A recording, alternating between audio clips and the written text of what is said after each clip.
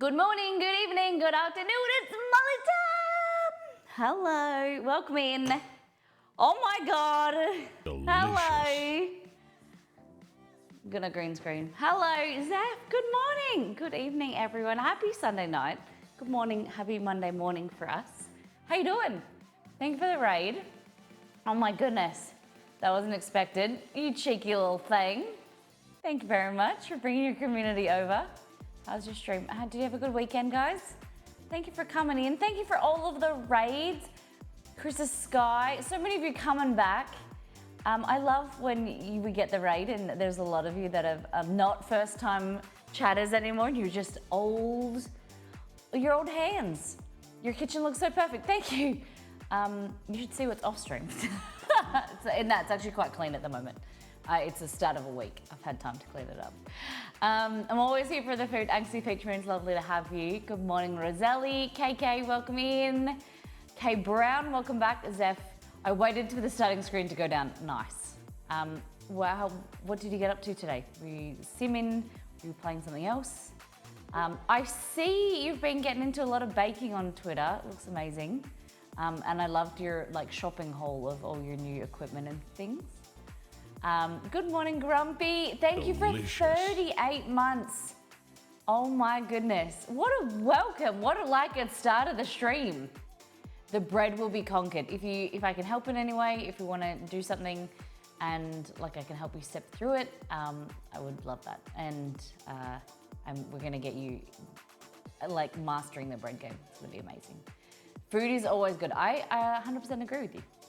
Happy new week, everyone. Yes. The 9th of January here. It is 8:12 a.m. And before we go into today's stream, let's go back to last time on. If we haven't given a streamer shout out for Zephyrin, please give her a follow. A wonderful human, a wonderful friend. She's just, she's just like sunshine. Really chilled, relaxed streams. Really great no matter what time of the day, what time of what's going on in your life, you can just jump in there. It's really relaxing and I know you love it. All right, let's go back to last time on and we'll show you what we cooked up on the last stream. We did sausage rolls. So these are pork, fennel and apple sausage rolls. The recipe is on missmollymakes.com. It was uploaded yesterday. And we also did the fudge donuts. These are fudge cake donuts. The recipe for them is coming hopefully in the next week as well. So if you're new here, we have free recipes on our new website, missmollymakes.com. It's kind of like a food blog and with a touch of food science, learning, and a lot of yumminess as well. So there's sweet, savory recipes, everything. We're only getting started. The website's only been up for a few months, but there's big plans for where we're gonna go all things entertaining, bread, sweet, savory, easy, quick dinner meals. It's really, really fun to be able to make them and get them in your hands and seeing so many people cook the recipes. All right, so we had 14 new people in the form of follows, 3 subs, resubs, and gifted subs. Cheeky little stream on Friday. Huffle donated $20, tipped $20 towards the community. Crapalicious resub, Carrie and Lindsay gifted to Rush as well. All right, Nani Kid, welcome back. All right, so today's menu, we are doing Caesar salad. So I'm gonna be teaching you how to poach eggs. We're gonna be making a Caesar salad dressing with, I know it's really unpopular. When you think about it, like having anchovies in a sauce, I'm not a massive anchovy fan, but they're like a prerequisite in a Caesar salad dressing. Delicious. Kaz, thank you for 2 months. The wonderful Kazulin has been helping me behind the scenes. We're creating a document talking about food science and the website for recipe creation. Kazulin's been helping me create a document for you guys to help me out. We're doing a Mollytopian average metric scale, basically. We're asking you guys to weigh flour, sugar, basic baking ingredients, and then give your metric measurement. So we want to get an average rate basically across the world of where you are when you weigh sugar, how much yours is in grams. And then we're going to kind of create an average and kind of show you as well how different everybody is. Even if you're in North America or you're all in Australia, take the averages, you'll see how inconsistent using cups is. And it's always recommended to use the metric system of weight rather than volume. And it's been quite interesting getting like sometimes 30, 40 gram differences between people and how they scoop and how you measure. That could be difference of, slightly chewy cookies to really chewy cookies. It doesn't make or break a recipe, but it does change the texture. So if you want to be consistent, metric. 100 grams is always going to be 100 grams. 1 cup is going to be 1 cup, but it's not going to be the same amount. I love the anchovies and Caesar salads. Yes.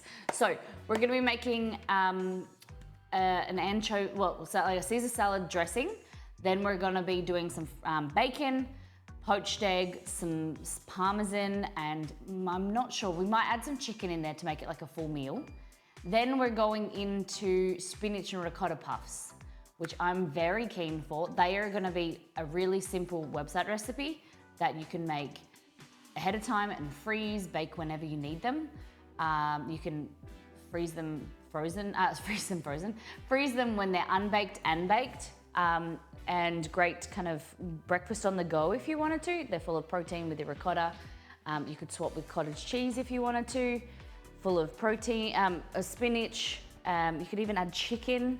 They're super delicious, and they're going to go well with the. I think they're going to go really nicely with your. Oh, I got something in my eye. Caesar salad. I just bought my first scale because of you and your streams. That's amazing. I'm very, very glad to hear that, Punk Princess. Thank you for sharing. Well, I didn't know that. I've always used cups, and I know a lot of people have.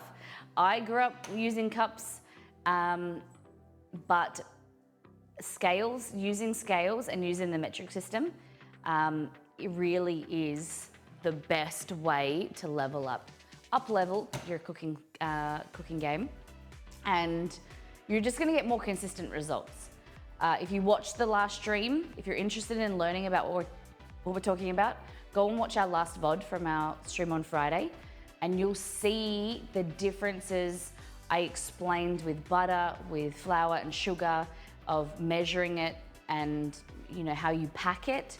And even if you are really careful and you say to yourself, yep, I'm amazing, I'm really good at packing it and getting it quite light and doing it the right way, it's still quite inconsistent. I know you can be careful, but it's best to grab yourself a $10, $20 set of scales. They're not very expensive, and they really will improve your cooking. I much prefer using grams too, so much more consistent. Yep, I've switched to scale for baking. I don't usually measure when cooking, just eyeball. Yeah, cooking is different to baking. And you'll see in my recipes on the website, a lot of the time I use cups when it comes to making curries or making, savory stuff. It doesn't really matter. And some recipes where the texture doesn't really matter with some baking recipes, but majority of them will be in grams and cups. You can, if you want to use cups, there'll be cups, but I have a conversion tool. I do recommend, for all baking, using the metric, using scales. All right, so we're gonna do a deep dive into Discord. I'm gonna turn the fan on, the air conditioner. Hey Google, what's the weather today in Mandurah? Hey Google, what's the weather today in Mandurah? Today in Mandurah, it'll be sunny with a forecasted high of 32 and a low of 23. Right now, it's 23 degrees and sunny. You can't tell that I woke up this morning, flipped my head upside down and my hair up. Messy. All right.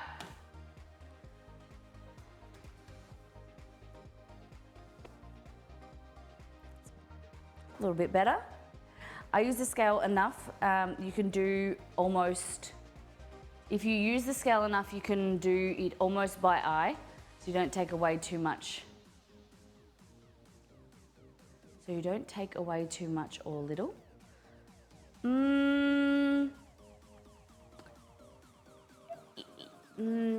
Sometimes you can do some recipes by consistency and eye, like, but I wouldn't fall, like, I wouldn't, how do I say it? Like, sometimes your judgment can be wrong when you're doing things by eyesight and you're pouring things in and what you think. It's just by like the way you're looking at and the way like the way you perceive can be wrong, and so yeah. But I, you know, we all do it. Sometimes I'm like, I can't be bothered to get my scales out, even though they're just under they're just here. I'm like, oh, I'll just do a little bit of this, a little bit of that. Oh, no worries. But yeah, always when in doubt, go for consistent. Okay, bang, bang. I just dumped a bunch of food into All Things Food. I haven't uploaded in here for a while. Uploaded things I remembered I take. Yes, good job. Good morning, Kate. New batteries in the scale though. This is true. Make sure you guys put new batteries. New batteries. Link the batteries together. Used to be baker, always had the scale, just threw things in and checked after. Yeah, each to their own.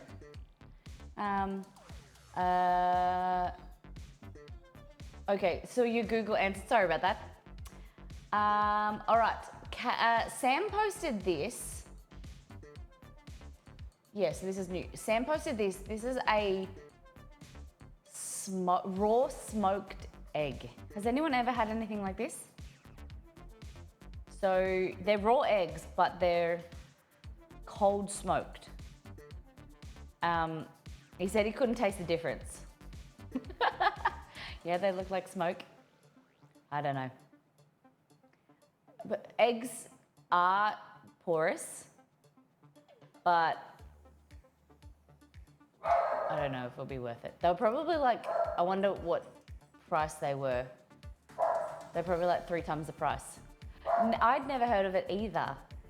I feel like they'd have to be smoked for a while to penetrate the, sorry, Romeo's barking, permeate the shell, and I don't know. I think it's one of those, maybe a fad, like it, not worth it. But maybe we'll get him to try, because there's 6 there. Maybe he's tried again, and maybe they need to be in a certain, like a certain form. Like maybe they need to be in an omelette or a poached egg or something for you to really appreciate it. Because he said he had it with oats. So I don't know, maybe the oats mask the flavor. It's very subtle. Maybe it's too fancy for us guys. Us mere humans, we just wouldn't appreciate it. Lord Shadima, banh mi Friday. That looks good. That looks good. Pork banh mi. Have you guys ever had banh mi before? Yummy. That looks like a better roll. Sometimes they're like the bread rolls are way too crunchy and it kind of takes over. There's like too much bread in comparison to the filling. I do love banh mi, but I get a bit nervous sometimes. It's delicious.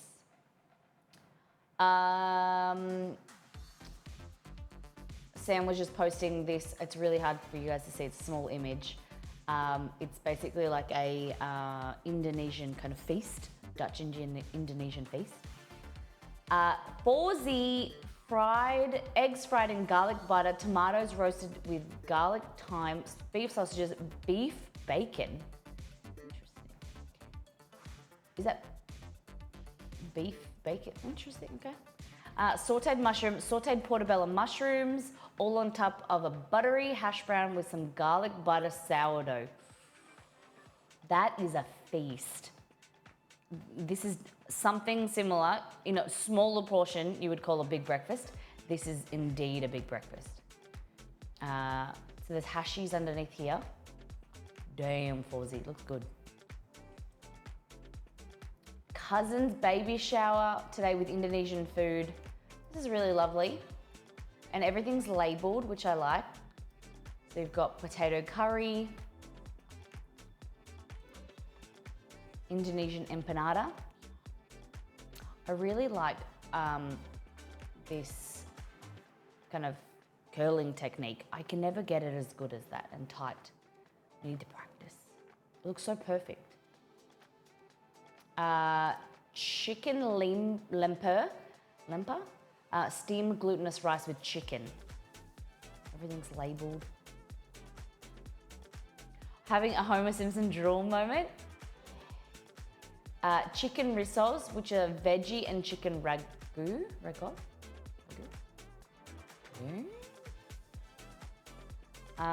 This is rice, turmeric rice, all in like stacked up layers. It is really handy to have everything labeled, especially for a baby shower or, you know, when you've got like some event with lots of people, rather than having to ask like, what is this? What is this? What is this? It's good to label everything. Beef rendang, Indonesian rendang, so good.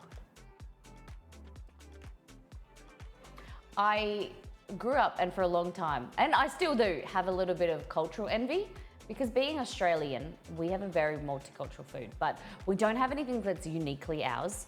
And I look at this and it's just so beautiful, the way that it's presented, and it's all authentic, you know, Indonesian recipes that they've recreated. Now they live in Sydney.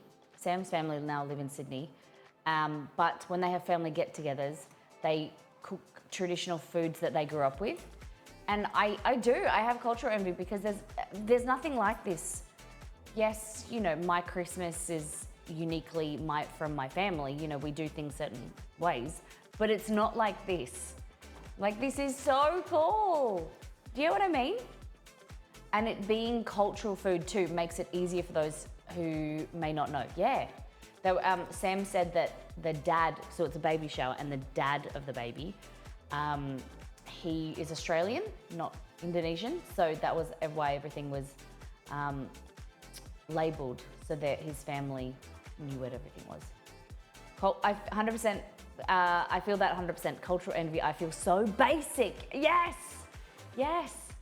And like some vermicelli noodles. Chicken congee served with garlic oil, chopped spring onion and coriander. I've always wanted to make congee. The idea of it made me feel a little bit uncomfortable before, but like I can now, as my palate has grown over the years, I think it would be really nice. It looks really good. I love, in All In Together, our cookbook, we have a chicken and rice, lemon chicken and rice soup. And it's basically very similar to the idea that I have with what congee would be. But, you know, obviously this has more Asian flavors. So I'm pretty keen to try congee. Have you guys had it?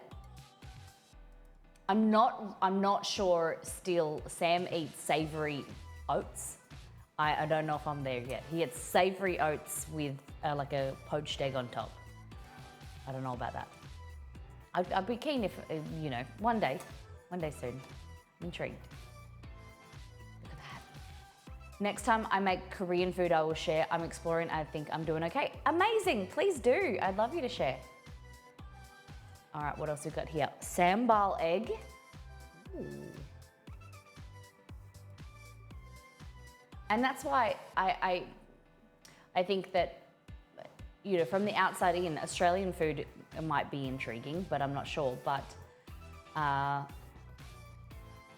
not sure if more of you understand, like, get what I mean, and maybe feel the same about cultural food. You know, I always looked at Italian families and Greek families because they had all these get-togethers and these traditions. Like, my sister-in-law is Colombian, and at Christmas time they have all these traditions that I think is so cool. I know it's an opportunity for us to start our own. Definitely, there's nothing stopping us, but yeah, I think that there's something beautiful when practices are steeped in history, you know? This is cool. We got tempeh, and I'm not sure what that one says. And we've got corn fritters. Nice. Different seasonings and oils, condiments. I love congee, but I have to be in the mood to eat it. I tried a century egg congee and I'm not sure about, I don't know about century egg either. Do we Australians have cultural, really? Other than fairy bread? Yeah, no. It's a bit, I'm glad that you agree with me. Because I don't want to seem like unappreciative of our upbringing and whatever, but I just feel like, yeah, Australians don't really have, it's great that we're a melting pot, but there's like nothing really uniquely ours. Lentil and corn fritters with veggie sticks. I wasn't sure if this was originally, I thought this was the website recipe, but then I saw they were lentils. They look really good, Margot. Nice dip. And yogurt tahini will be lovely. Yeah, lovely, I want to say. Steal from the baby shower, black sesame cake and a yellow cake. Chiffon cake, not sure what cake it is. Black sesame cake, interesting. Looks good. I think Marmite and Vegemite is a pretty New Zealand Australian thing. I haven't seen anyone else not show disgust at it. Well, it's all, that's all steeped in British culture because Promite was the US, and then Marmite and Vegemite were offshoots of Promite. So a lot of our food is same but different to British cuisine. Like Australian pies are British, scones and things like that. There's some things that are just an Australian variation of using our kind of laid-back style, I think. Kate, husband bought back a Tronky Kinder Bar. Why is it called Tronky? And has anyone else tried this? Is it similar to a Bueno? Okay. It looks very Bueno-ish, other than it's not covered in chocolate and it doesn't have the shape. They're just like a cylinder. It's like Vegemite and Marmite are gross. Ozzy Wheels, get out of here. Tronky. Oh, because it looks like a trunk log. Okay. Okay. What was the flavor like? Did it taste like a Bueno? I'm just roughly a recipe I got from TikTok. What about indigenous foods? Yeah, yeah, I see what you mean. There's some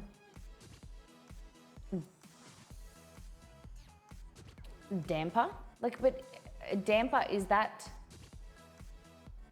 indigenous? It is, isn't it? I like cooking with wattle seed, macadamia nuts. What else we got? Lemon myrtle. It's nice. My brain thought damper too. Yeah. Not a mass. I do not like kangaroo. I haven't eaten lizard. Fish. What else is more? We should do like an indigenous ingredient stream again. We've done one once. Okay, Exceed and I went to, did a hike on Saturday, but before that I've been really craving beef sushi, or just sushi in general. So I found a sushi train in town, and they had beef tataki, which is like beef carpaccio, really thin sliced raw beef. I was so excited. Got there, they didn't have any. I was so angry, but we did get little spring rolls and seaweed salad. And then I thought to Exceed, I'm gonna try something different that I usually don't buy. And I got this, and it was amazing. I don't like fish eggs very much, but there was way too much on here, but it was delicious. It was like a panko fried prawn sushi, covered in raw salmon that was then blowtorched with this like spicy mayo on top, and it was sensational. It was so delicious. The only thing I would change is that I scraped off a lot of the eggs. I just really don't like the too much of them, and I don't like the popping sensation. But yeah, I liked it. Blowtorch sushi is top tier. It is, isn't it? That is a lot of eggs. Yeah. I just don't understand. I'm like, why? Yeah, and that's what I think. I don't like the idea of fish eggs. Like, I would like to try caviar, like a proper caviar kind of meal once in my life, but I'm not a fan of fish eggs. I just don't like the idea of them. Even though I eat chicken eggs, but it's one big one. The little eggs, just like the popping sensation, ugh, can't do it. And then, so this was on the sushi, I'm so embarrassed. This was on the sushi train, right? And I didn't realize, I thought you just pick the whole sushi, the steam basket off. Turns out it was 2 layers and you had to pay for both. So they were like $8 each, $9 each, so I ended up having 8 dumplings. I was like, this is a big serve to exceed. And turns out, yeah, too much. My friend did a Guess the Meat taste test a couple of years ago. Things like wallaby, kangaroo, ostrich, crocodile, buffalo, and a few more, can't remember. Most were horrible. Interesting. Ostrich, I used to eat as a kid, and we used to love it because it's like more of a red meat.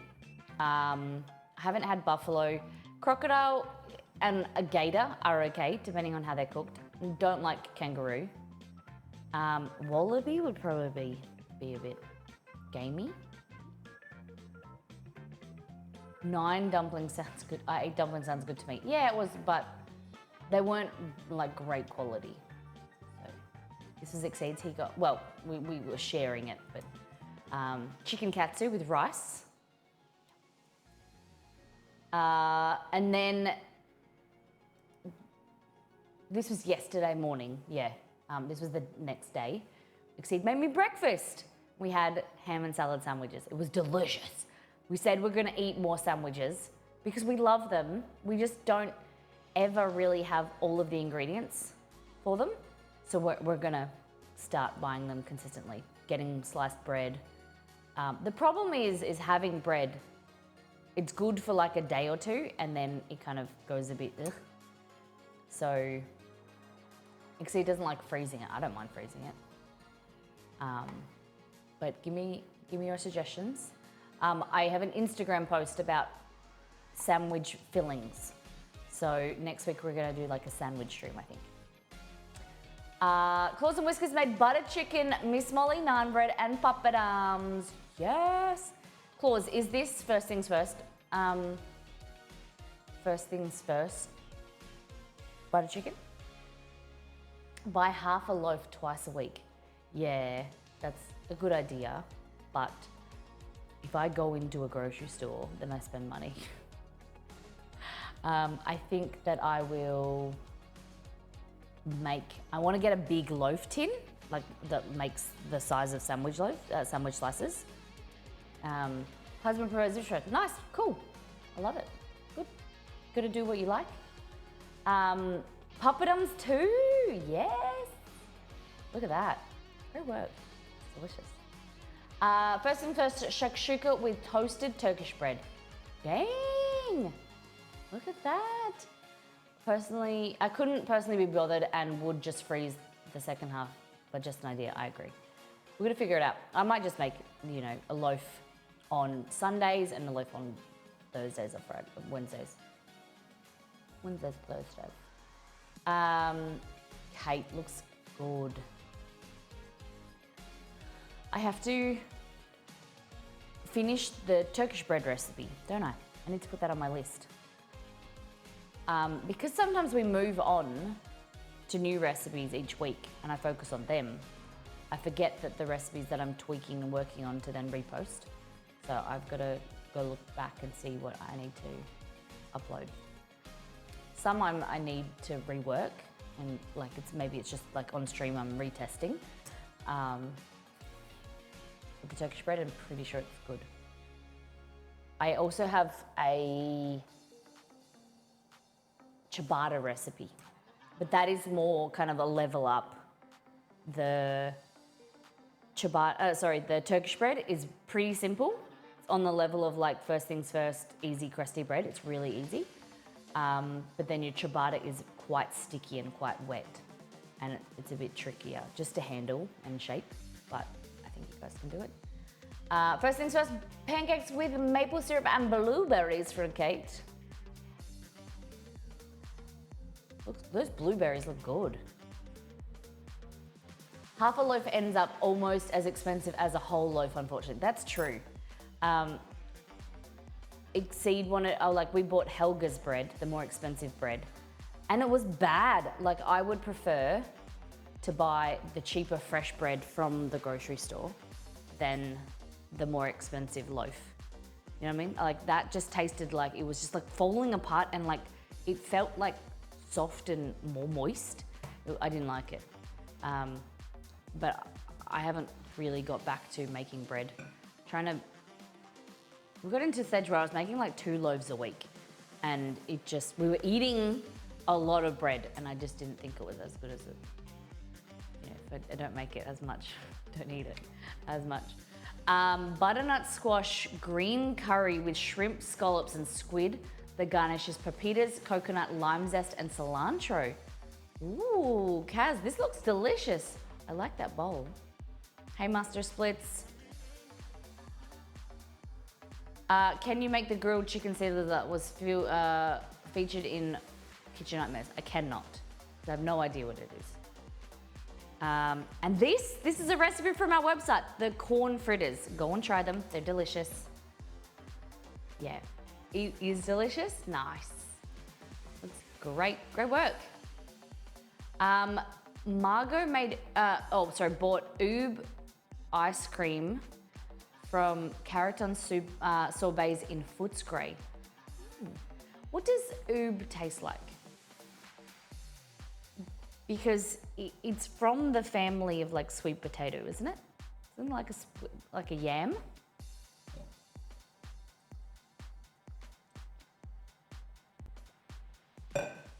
Yeah, it's yam.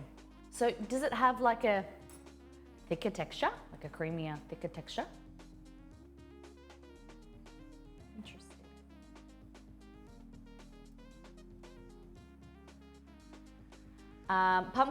Punk Princess made the corn fritters from the website. A huge hit with the family. I love it. Yeah. Exceed and I get so excited. Like, it's really fulfilling. It's so lovely to see you guys cooking the recipes from the website and enjoying them, giving your feedback. It's appreciated, and like making sure you comment and give a review would be incredible if you liked it, of course. If you offer any suggestions, Discord, website, or message me. God, thanks. Yes, that looks so good. Great work. There's a place in Sydney that do crazy Oob donuts, and I want to try that. Okay. It's nice, kind of nutty and malty. I like malty. Oh. I was gonna make a iced coffee, but then I just realized now Margot said malty. I was like, maybe we should make like malted milk. Does malt go with coffee? Do you think that would be nice? Tamara, our Christmas spread, a cheese platter to begin, albeit this picture is when it was half eaten, then a late lunch with all the trimmings. Damn, that would have been delicious. Oh, I like this dip. It's like the capsicum and like capsicum and like cashews or something. Great work. Good. How do you make your iced coffee? Secret. Look at that. Where's the... Hold on. Did that camera just stop? Where's that camera? What just happened? Hello?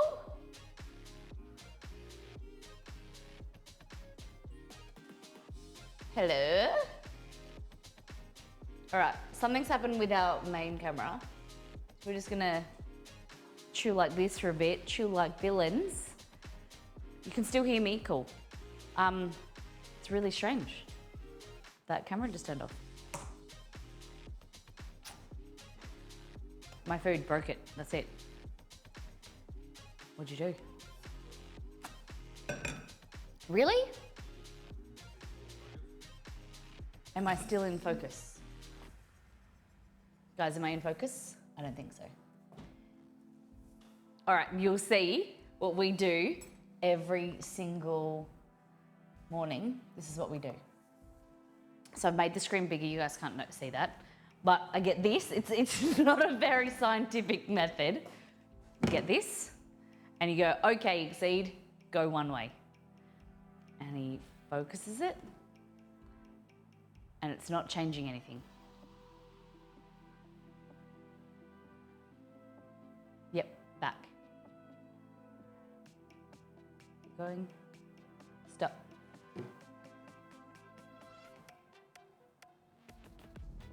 Yeah, that's pretty good. Oh, hold on, back a bit. Keep going left. Other way. Yep, that looks good.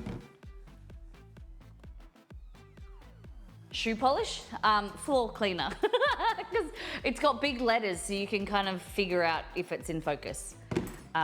It's not very, I think I want to get something bigger, like a sign, but we've been doing this for a few years and yeah, works, does its job. But because I always say, okay, back, other way, back, and Exceed was like, we just need to go like left or right, but I always just, I don't know which way is doing it. What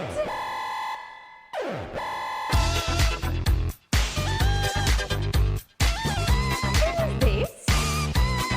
You cheeky little monkeys, who bought merch? Very exciting. I'm sending off a whole bunch of merch this afternoon, so you got into it. If you want to get in the merch train this week, there's only a few cookbooks, mats, in the North America. So if you want free shipping for First Things First, all in together, the bundles and the silicone mats, they all come with free shipping from North America. They come out of Texas. So our warehouse, they're like, stock levels are the lowest they've ever been. So if you're looking for something, some of the stuff has some good deals, some good savings in there if you buy it into a bundle. Aussie Will, again, good job, great job. So then you got the physical copy this time, great work. I'll get it out to you this afternoon. Thank you for your order. Yeah, it's been a great thing that we sent some stuff over to North America in a warehouse in Texas.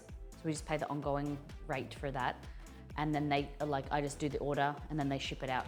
So it works out cheaper. It's great. You're a legend, Ozzy. Anonymous. Yes, so we have an anonymous emote that we can see in chat.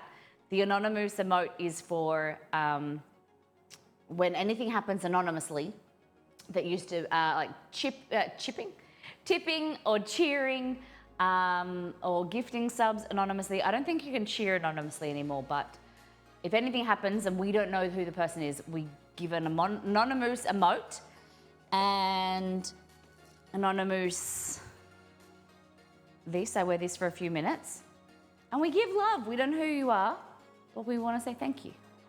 So we have anonymous. Anonymous. All right, let's get back here.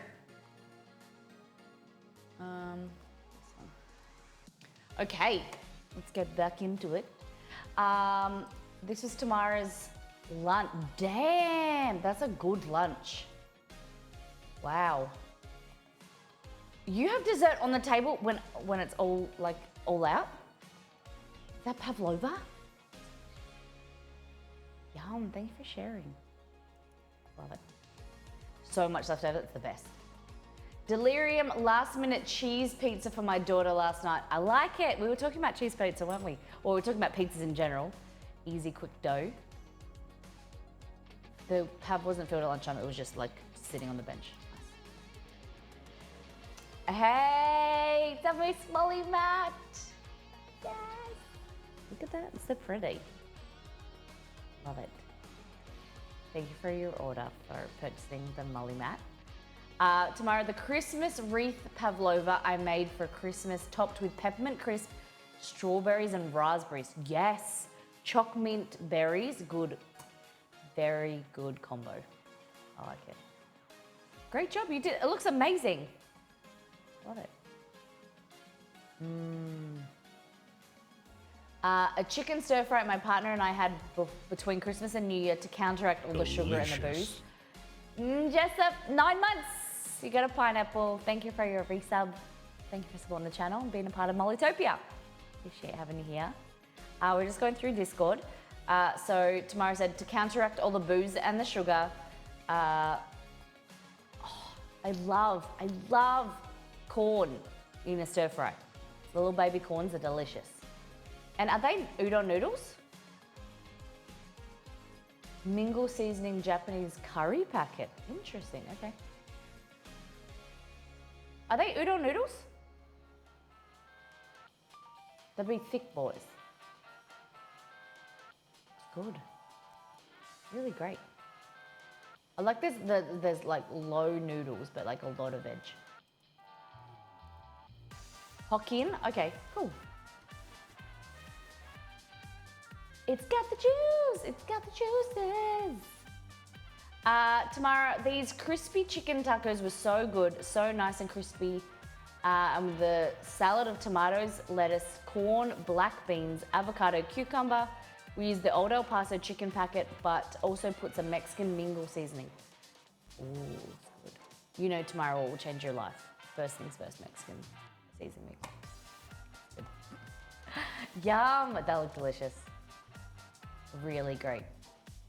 I love it, thank you. Rosalarita, trying to use up leftovers cranberry eggnog bread pudding. Just popped it out of the oven. Ooh, looks good. Okay, so how did you make this, Rosalie? My mouse is playing up. Cranberry eggnog bread pudding.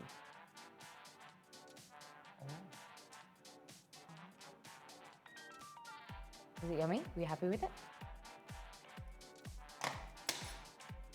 All right, my mouse has been a brat.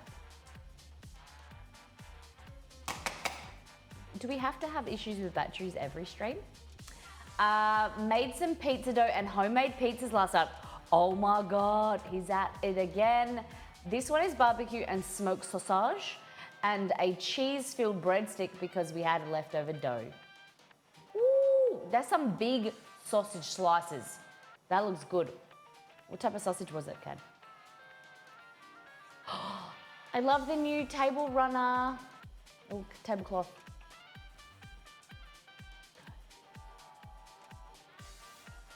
Look at that. Is that QLD? Amazing work. I love it. Was that BL, Baby Llama? Looks good. Thank you, everyone. Alrighty. So, are you kidding?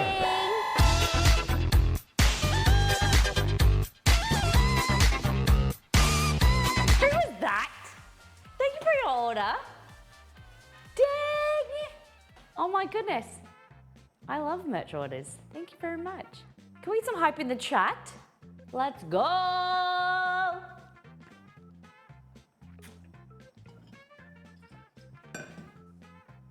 Punk Princess, that was me. I think I wanted a mat. Yes! Yes, yes, yes, yes. Thank you for your order. All right, we'll get it out to you today. Lovely. Lovely, lovely, lovely. The mats are amazing. Just, I'm a little bit biased, but big fan. Let me get mine out for the day. All right, someone remind me what we're making today. Spinach and ricotta puffs. So we're gonna be using these bags. There's guys, phyllo puff pastry. Phyllo is like a really thin Greek style pastry. It's if you want to be healthier, it's like a healthier version, but we're gonna baste it in butter to keep it crispy. We're gonna make some spinach and ricotta phyllo triangles, right?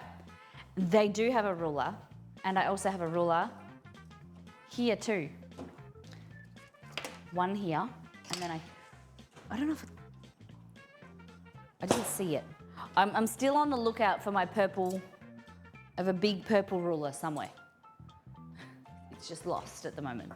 It's in a drawer somewhere. Spinach and ricotta. You can do spinach and feta, the same recipe if you want. But I find sometimes that the feta can be a little bit overwhelming.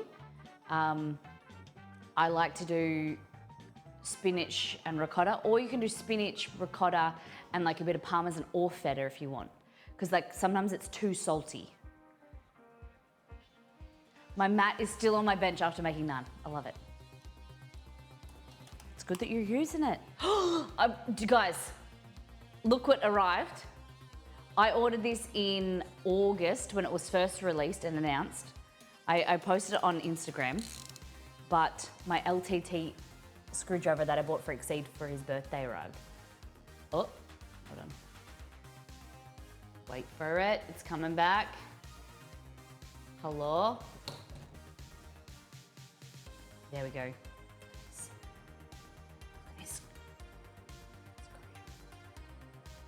So, it's got a ratchet, goes one way, and then you turn it the other way, and then you can turn it, screw it the other way. And then you go, oh, I've just come and I don't need a Phillips head, I need a flathead screwdriver. And you go, pull this out, and you pull that out, put that back in there, and you go, okay, I want this flathead screwdriver. Pull that out, pop it there, and then you go, oh no, I lost my I dropped my screw in a hole. You go, okay, take that away, and let me bring in my magnet. Oh my God. You're the first Aussie I've seen with the LTT screwdriver. Yeah, I'm an influencer. No, not really. We bought it, obviously, and it was for Exceed's birthday, which was in December, but it did arrive until just now. It's so cool. Obviously, it's an expensive screwdriver, but the mechanism and everything in it's amazing quality. Very happy with it. You can tell that it's great quality. I got the black one. I didn't know that the black one, that it won't stay like this forever. The black will come off. I'd already ordered it before I watched the video, the LTT video that came out. So I'd been looking at buying Exceed the You Fix It kit for like 6 months. And then I knew that they were making theirs and I was waiting for them to come out. Molly, how can we order one of these screwdrivers? They are from Linus Tech Tips. They're on their website. It's about $90 US shipped, I think, in total. So they're expensive, but they're banging. Yeah. And so that's like lock. So you can just like shove it in and then you can lock it, you know, right, left, and then you can lock it into like neutral so you can't turn it, which is pretty cool.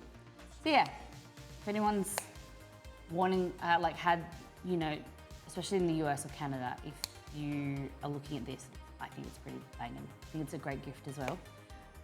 Because Exceed and I do a lot of DIY stuff around the house or computer stuff. You're always looking for a screwdriver, but anytime you take the screwdriver, you have to take the bit kit with it, whereas this is just like, you just pick this up. It's got all your stuff in there. Thought that was the coolest thing too. So yeah, thought I'd just share. Alrighty.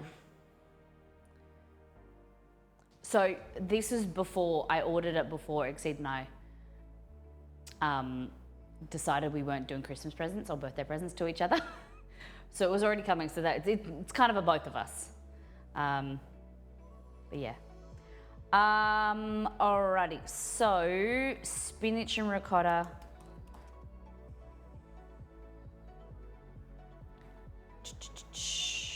Drive. Hey Tony, welcome back.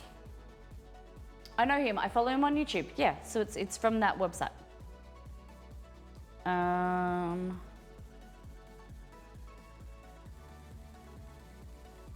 I doing? Spinach and ricotta pies. But we're going to use phyllo today. Okay. So the things you'll need are some ricotta, some spinach, obviously. We're going to use phyllo pastry, red or brown onion. Today I'm going to use a brown, you can use red, brown or yellow onion, depending how you want. In this, I think red onion's a bit overpowering, and it's not often that I say that because I love red onion, but today I want to go for like a more of a neutral, softer onion. So we're going to go brown or yellow. We're going to need some eggs and some seasoning as you wish. The great thing about this recipe is that you can change up the flavor combinations. If you want to add maybe some Moroccan seasoning with some preserved lemon, or you want to go like very plain, you could add just some thyme if you wanted to. As I said, ricotta. And we're gonna use Parmesan in the Caesar salad, so I'm thinking maybe we use a bit of feta. I'll have a look. See how we think. If you want like a cheese pull, I'd go for like a cheddar.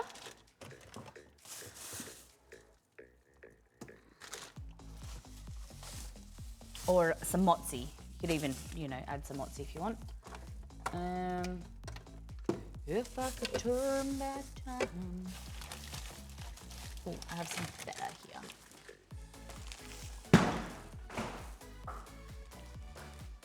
Watching this while I'm at Service New South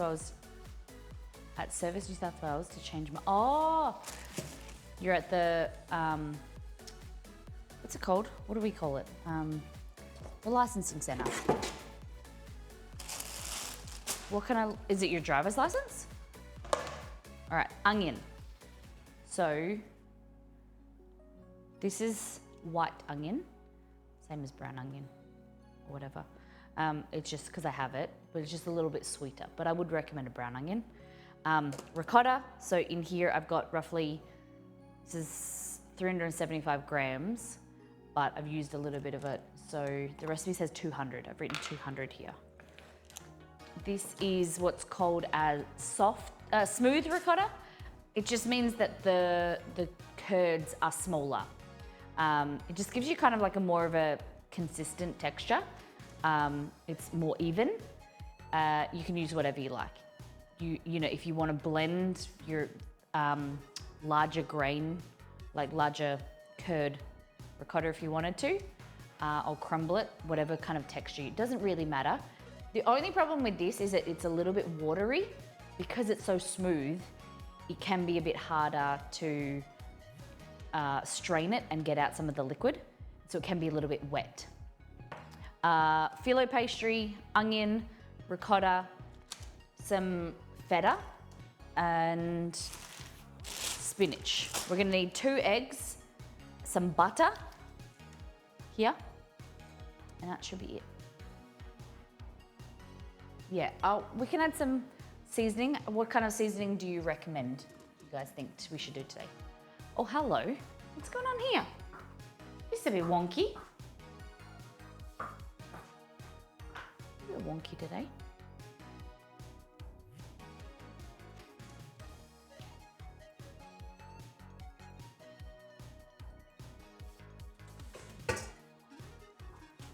I bought these new mats for doing dishes. They're just from Kmart. They're absorbent mats. And because we were using a towel, these you just stack on top of each other or you roll them up. And they're really, really great. Just thought I'd share. If anyone does dishes by hand. New year, new me, kidding. But I am enjoying being more organized and making sure I'm getting on top of the dishes. And so far, so good. Doing the dishes as soon as possible, hand washing them and putting them in the dishwasher. So minimizing the dishes. So I'm happy with that. The reason we came in here was to get eggs and that's it. 2 eggs.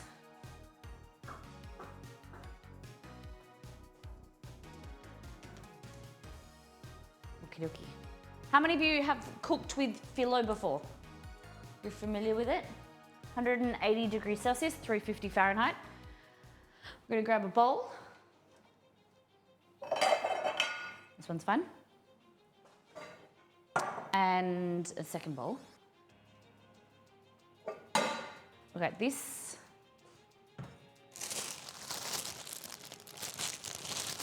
recipe you can use frozen or fresh spinach, it's up to you, because it doesn't matter if you want to use frozen. We're gonna soften it down, wilt it down so that it is reduced, like it's kind of surface area anyway. So frozen actually works great.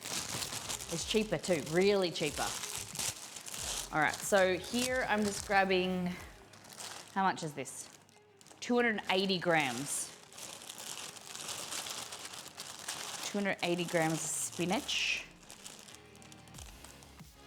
I'm just gonna leave just a touch because I think I need it for a recipe this week. We'll find out later. All right, so the spinach is like this, just in a ceramic bowl, and I'm gonna pop it in the microwave for 30 seconds. Basically, we're kind of cooking it. You can steam it if you want, but I find the microwave works so much easier. You're just softening it, wilting it down, and then we're gonna remove some of the moisture with using some Chuck's cloth or paper towel, because you will be shocked how much moisture and how much liquid is in spinach. Oh, like, I think it's, hey Google, how much water, hey Google, what is the water percentage in spinach? 93% water. On the website bupa.co.uk, they say spinach is made up of around 93% water and is good for hydration. Spinach is also a good source of iron. All right.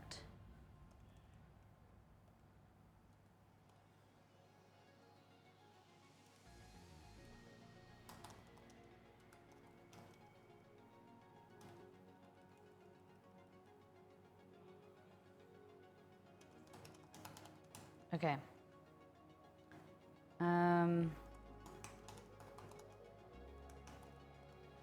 Spinach in a bowl for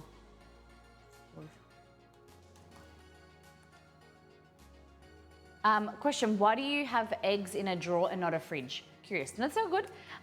So Australian eggs are a little bit different to the US eggs, North American eggs, because they're a more natural product. They haven't been washed and cleaned. So eggs, naturally, when they come out of the chicken, when they come out of the chicken, the hen, they are actually coated with a membrane. That membrane protects them and prevents bacteria from getting into the naturally porous shell. That membrane is fantastic, and it means that the eggs can stay at room temperature for up to 6 weeks at like a stable temperature. They can stay at room temperature. At a stable temperature, they can stay kind of fresher for a longer time. The problem is when that membrane is removed, because naturally the eggs, you know, when they're laid, they go into a dirty environment, right? There may be hay, like chicken poop, chicken mess, dirt, and so they're laid into the hen hut, like lays them into the straw field or whatever, wherever they're laid, and it can be quite dirty. And so when they go in to be packaged, quite often it's the appearance is not as pretty. And so as a consumer, they aren't as presentable. And you know, consumers, the way they have become in the last few years is we want everything to be perfect. We want our apples to be shiny and no blemishes, and you know, we have higher expectations. So in North America specifically, they wash them to make them more presentable. They make them prettier, they often stamp them, and they send them out like that. If that is the way that has happened, the membrane has been washed off, so they are kind of, there's the possibility of bacteria going into that porous shell eventually. The more that they're washed, eventually the bacteria is going to come in with the membrane, but it slows it down. If they're washed, you have to keep them at room temperature to keep that bacteria at bay. And in Australia, they're not washed, so you'll find that sometimes your eggs are a bit, grubby or whatever. It doesn't really matter once you crack it; the inside is still fresh and clean. I've always been told to put them in the fridge. I can understand that, but you can still choose to. I go through a lot of eggs quite frequently. I might use 1 to 2 dozen, sometimes a week. So I have that turnover that eggs don't last for more than 2 weeks. In the house, we use them up. If you aren't using eggs very frequently, it's better to put them in the fridge or keep some out and then the rest in the fridge, at the back of your fridge, not in the door.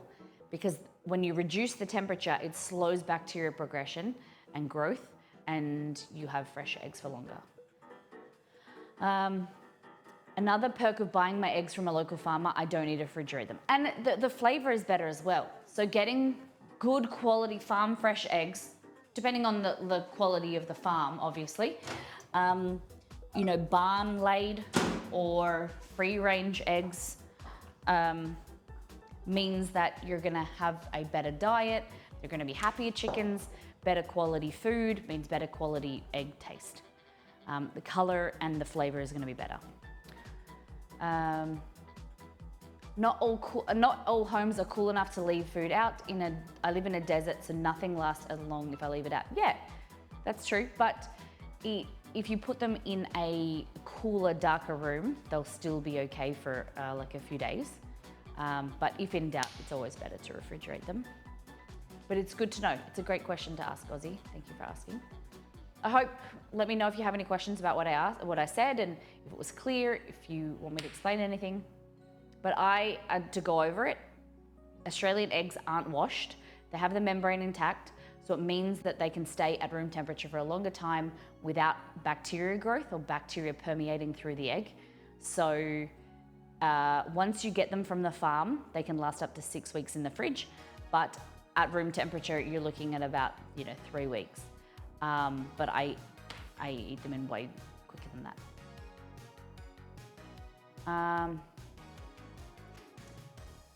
Tara, you dunk boneless chicken wings in honey. I don't mind that. It's fun. Alrighty. So this is after about 60 seconds, a minute in the microwave in total. And you can see there's way less spinach, way less spinach. And it's quite warm. You can see all of the liquid pooling. Can you see that? So you can cook this a little bit more. I don't think we need to. So I'm gonna say in the recipe about 60 to 80 seconds. And what we want to do is grab a Chuck's cloth, we call this.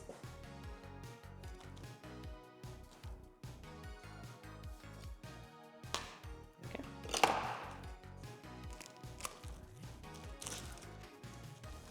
Like that.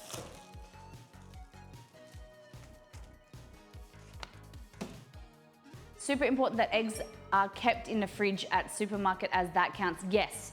So if you usually get some grocery stores, some store them in a fridge, some store them at room temperature, but it's always best to look at the date on the eggs, and then you don't know that they might be on the shelf for the last few days, or they've been stored and then put on the shelf. So it's always best. I say, like in my opinion, if you're getting them from the grocery store, keep them in the fridge for like up to 4 weeks. If they're coming fresh, or like 4 or 5 weeks, if they're coming fresh from the farm and you know that they have been picked up, like they've been laid that day, then you're okay for 6 weeks. but I'd err on the side of caution. I wouldn't buy too many eggs unless you're gonna use them and eat them. If you think that they've been there for a while, cook them up, make an omelette, make some scrambled eggs, use them in some way. There's heaps of recipes that use a lot of eggs. You can use my chewy cookie recipe, chewy, and then use egg yolks in there instead of whole eggs. So for instance, if you want to use a recipe that you want to use egg whites in one form, use egg yolks in cookies, they're really great. So you can substitute 2 egg yolks for 1 whole egg in like a cookie dough recipe. It makes it extra rich and extra yummy. I got eggs in the fridge from the store from like 3 months ago. Okay. If you're comfortable doing that, then you can do that. I'm not going to tell you not to, but I probably wouldn't do 3 months, probably a bit long. Super important that eggs, oh, I did read that already. Thank you, Fluoro. All right, so this is a Chuck's cloth. They used to be wider than that, I swear. Anyway, that's like really narrow. Maybe they used to be folded. I haven't bought this type of cloth in a long time. Anyway, what we're doing is grabbing the second bowl, popping the cloth on top, and grab your spinach like this, put it inside the cloth.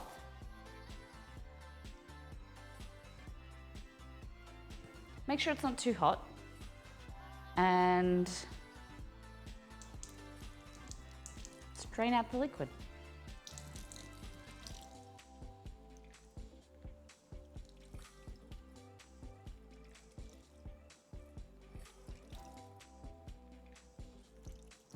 This is making sure that you've got drier spinach, the flavor of the spinach, but you don't have the liquid, because as they start to cook, this liquid gets released into your pastry, and that's why you're not going to get soggy that's why you're not going to get crisp pastry. If you spin them on a bench and they stop spinning soon, they are bad. But if you, I always thought that was hard-boiled eggs. Like if you're unsure if you've got 2 eggs, one are hard-boiled and one are not, if they keep spinning, is that it? No? I haven't done the spinning trick to check if they're good. I always do the float test, like Spoon said. All right. You guys are gonna be shocked how much liquid is left in here. I use it for my fresh eggs and it works, nice. All right, look at all of this. I'm pretty torn to throw this out because there's probably some good nutrients in there. You could probably cool and, I don't know, put it in a smoothie. But that is all the liquid. That's like a good cup. That's like at least a half to 3/4 of a cup of water, runoff. Spinach liquid. Okay, so into here, we're going to add not a lot of spinach. Maybe we said double that. So what did I use? 280, I left a bit, so maybe 250. 500 grams. This is where I would say what comes in handy is the frozen spinach. So much cheaper, because this would cost you like $10 in spinach alone. Yeah, I think that one packet is $5 of fresh spinach. Use frozen stuff. All right, so into here, we're going to add in 200 grams of ricotta.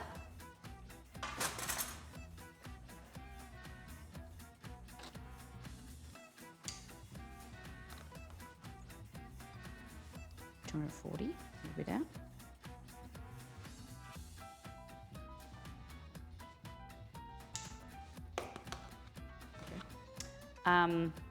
And we're gonna add some feta. Yeah, that's what I was saying. Yeah, you could put it in, BCK's got a good idea. Keep the liquid, pour it into ice cube trays and put it in your smoothie. I would just like put it in the fridge to make it cold. Zero this. We're gonna go 200 grams of feta crumbles. Not just here. Let's go 120. That's all I got.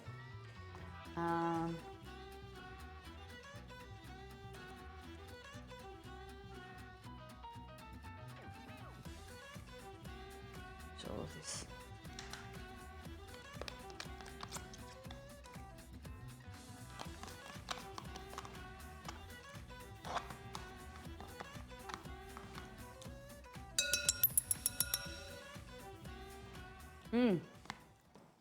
Ricotta's so yummy. So creamy. Luxurious but light. How many of you like ricotta? Okay, so in there we've got ricotta, feta. We're gonna add 2 eggs.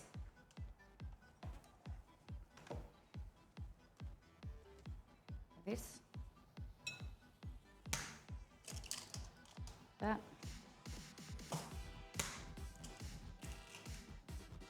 Fabulous. And our spinach, which before we add it, we're just gonna do this and we're gonna chop it up. Grab yourself a knife.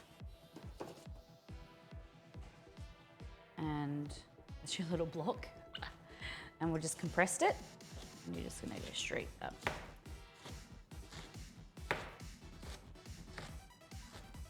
And you want nice, like sliced small pieces of spinach. You don't want big chunks because then it kind of like, when you try and bite into the filo pieces, like the triangles, you don't want a piece of spinach kind of pulling out. You know when you bite into a sandwich or something and you bite into it and it pulls it out of what you're eating, like the burger or whatever. I hate that. Hate that.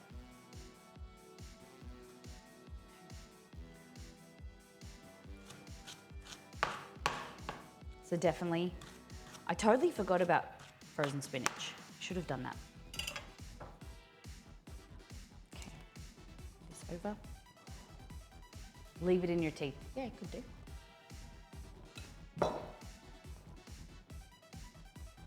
Oh. Spinach. And the onion.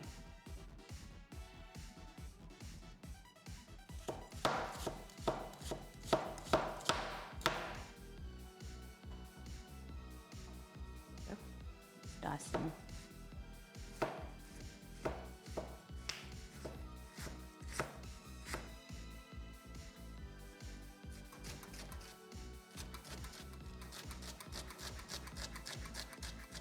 I don't know if this is worth it, the onion.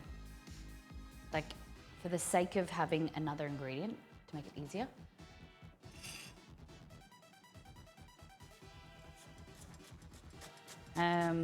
You know, I think that I love recipes that are minimal ingredients, and I'm not sure I will add the onion into the final recipe. That's why we're testing it. Molly, if you have an Android phone from Samsung, I have a Pixel phone. Do not update your phone or it will turn into a paperweight. The latest update is faulty. Okay.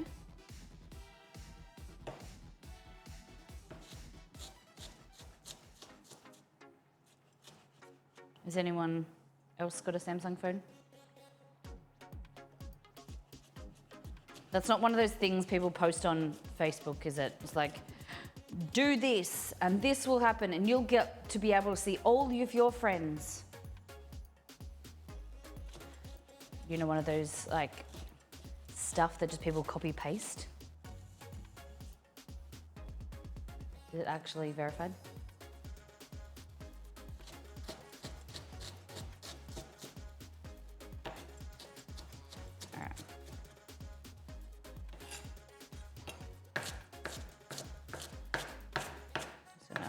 A bit smaller.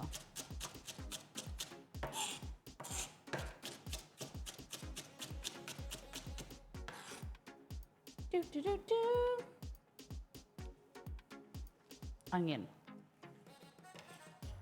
Oh, it's legit. Samsung released a dodgy update that bricked. So what happens with stuff like that, guys? Is there any like recourse? What happens if they release an update that bricks your phone? Is it just like, too bad, so sad, you've missed out? I updated mine recently and no issues. Okay.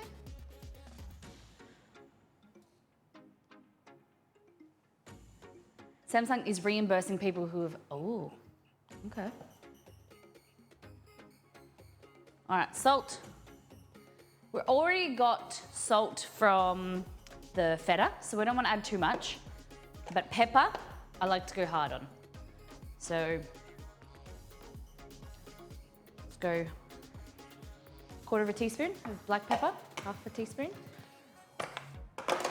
You gotta think of the flavors in here are quite simple. So you need quite a bit of pepper just to bring it all together. Make it yummy. Into that.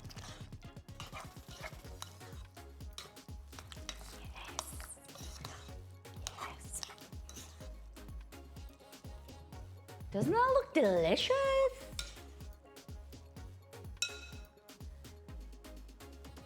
Oh no. I was unfortunate enough to catch the news on TV last week, and it was a featured story with footage of senior people queuing up outside the Samsung store. The thing is,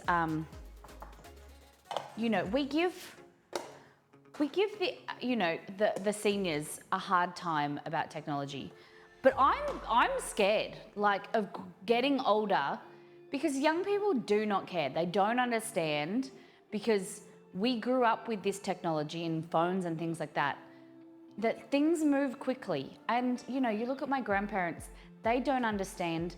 They come from an older generation where they're very forgiving, very susceptible to scams. And they don't get any, like, not enough support. I wouldn't say any, but there's not enough support out there. And it's frankly really hard to understand for them. And I understand, you know, my grandma and my granddad gets very overwhelmed with their phones, with internet banking, because it's like, okay, if you don't learn, then you get left behind. And so my grandma refuses to do internet banking, but it just makes her life so much harder, because she has to go into the branch, or, you know, with her accountant now, they want her to do everything electronic. So she writes all of her bank statements and transactions like in a kind of an old school format. And then she has to pay someone at her accountant agency to then transcribe them onto their software. And, you know, because she doesn't understand it, she doesn't trust it, and she's been duped, you know, before and had issues. So she's not as trusting as she used to be. But then it costs her a lot of money and a lot of time and effort. It's really unfortunate. It's really quite sad. And I'm scared as we get older, you know, the new generation coming up, the kids that are born in 2000s, 2020s, they're gonna be running rings around us. And I'm gonna be, you know, 50, 60, 70-year-old, not understanding the world. I don't know.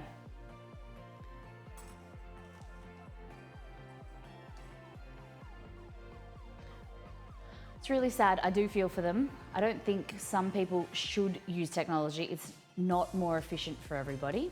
Yeah, but the way that the world is now is there's no choice. You have to use technology. And it takes longer because I think that we're less caring, and we who are frequent users of technology want to do things, and we want to move really quick, where we're less understanding of those that are new, and it just takes us longer, and we might as well do it for them rather than teaching them. You know what I mean? In my retail job, we still have so many senior customers who don't have a phone or an email address because they find it too difficult. Yeah. I worked at Telstra in the stores and have had to teach elderly to use phones. It requires a lot of patience. I have to teach my grandma the same thing all over again. My mum and my stepdad are having issues with their TV, and my brother will teach them, and then it's like, the next day it's like a blank slate and he's got to teach them again. And they're not like, they're pretty good. My mum's, they're only in their 50s, but they just find too many steps confusing. And now they've gone to a new TV with one controller and one remote. But yeah, TVs now are ridiculous. It's like half an hour. Yeah, that's what they say. It's like, it takes them about 10 minutes to like go through the settings and stuff. We have a Google TV, so like you just press the one remote and it works for everything, and then you've got Netflix and all the smart stuff all together. So, but yeah. I wish she was working on TV. All right, so filo pastry, we're just taking that out of the freezer and making sure you cover it so it doesn't dry out. And we're gonna grab about 2 to 3 tablespoons of butter. Probably better to have more than not. Let's go 2 tablespoons of butter. We're gonna melt it, and we're gonna use a pastry brush, and we're gonna create magic. In the US, supermarkets are almost completely self-service. It's terrible for everyone. Yeah, I personally like self-service, but there's sometimes when you need specific help or you need to be able to do a specific task, you want to talk to someone, and it's frustrating when there's no one working at the self-service, or they're having heaps of issues that they have to help other people. Like the other day I went to get a gift card, and it was like a 15-minute trying to figure it out myself task, and then I had to ask someone they didn't know, so that to ask someone else. I was like, I just want to get a gift card. Okay, butter. Salted butter is what I always have and always use. Pastry brush like that. And you're just grabbing this filo pastry. I'm just going to lightly brush. I'm going to do 2 layers and just acts as glue. You don't want to go too heavy because then the filo's not going to absorb much of the butter. After a while, it will go just oily. First, like a light brushing will help it go crisp, but then if you add too much, it will go oily. We don't like that. Okay. This fabulous, amazing. Now, you can do massive ones and use the whole piece, but I like to cut it in half. So, always better to do this on a chopping board, just in case you press too hard. I don't want you to cut through your mat. So just pop it on a chopping board like that. Grab, this is a pizza cutter. This was $1 or $2 from Woolworths. And basically that's sharp. You just go like this. Look at that. And cuts it in half. Cool. All right, this is the fun bit. Can be a little bit tricky once you work it out. Grab yourself some filling, like that. And all you want to do is fold diagonally, like that. Fold over, fold diagonally, and in between this, every like second fold, just add a little touch of butter, like that. Flip, and then fold. And that is how you get your filling. I'm gonna add more filling next time. But that is how it goes. Super easy stars.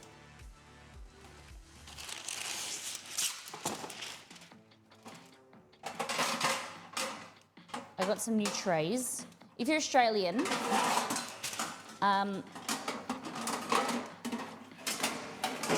I shop at Woolies and I buy these mint pans. They're just really, really great, like sheet pans. They're like $6 or $8. And they also have this small size. So I buy both. I think these are 8 and these are 6.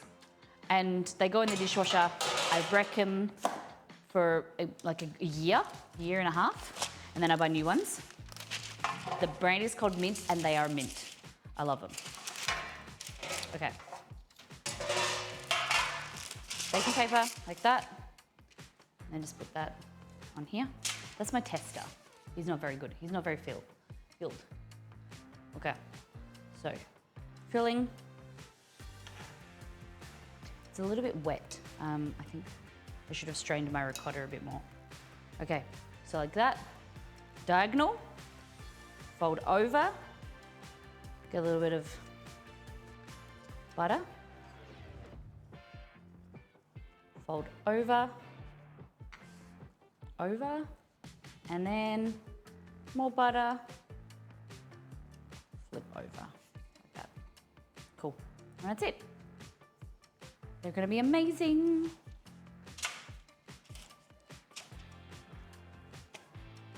What do you think, guys? $6, 32 centimeter wide. Yeah, okay. Okay, so 1 layer of phyllo.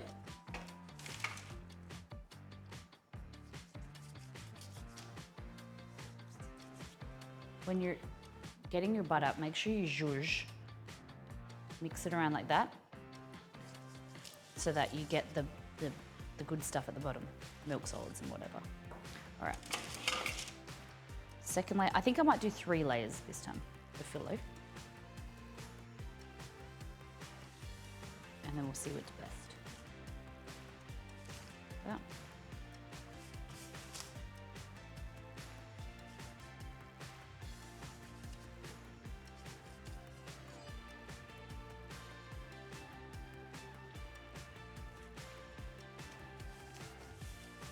Cool. Cut. Doesn't have to be. Should be better. If you want, you can use a ruler. Rulers work.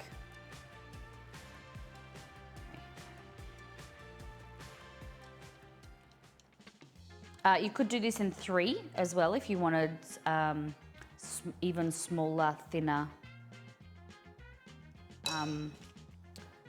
phyllo kind of rolls, puffs, like that. Going with a little bit of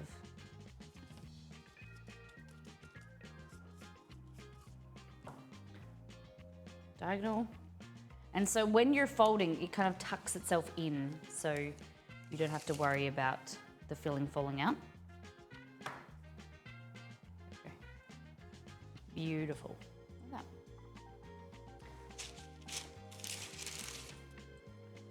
So, over, diagonal, flip over.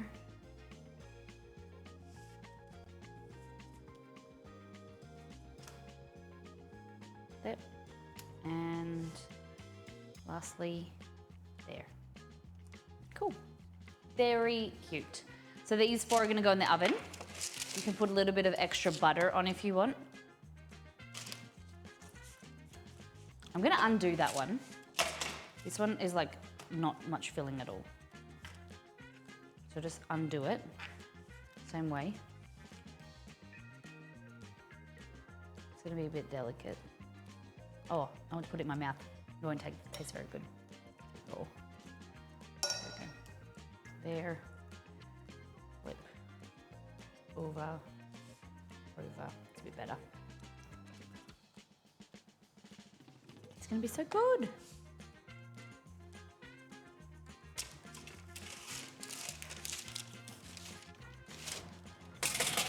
And then this time I'm gonna show you how to do smaller ones. So we're gonna do, we might use a ruler this time. We'll do it properly for demonstration purposes, you know? So 1 sheet of phyllo, a little bit of glue, aka butter.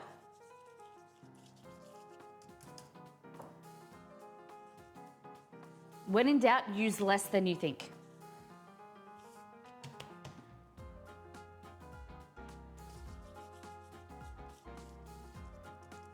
I'd rather you have crispier pastry than oily. But make them once, see how you go.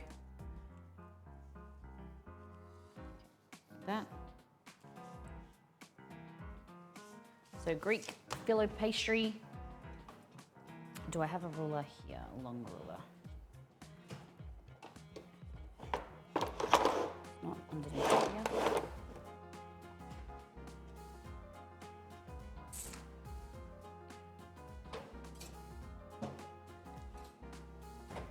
I don't have a ruler, so I'm just going to use this.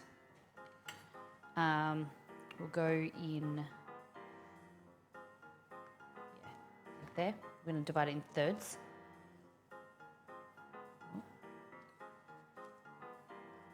Just using a chopping board. We're resourceful, you know, like that, and then this other one down like that. Fabulous. Easy. So that's 3. Same thing, but just using less filling. So just using about a tablespoon this time. Tablespoon and a half. Like that. Flipping over. Flipping over. This is where it's important to use a little bit more butter because there's so many layers this time. So just, especially the ends so they stick together. Just punch it down like that. Okay. Flip over.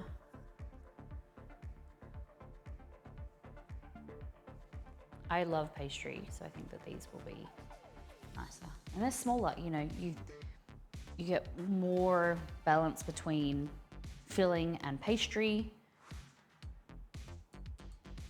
Handheld. Okay. Look at him.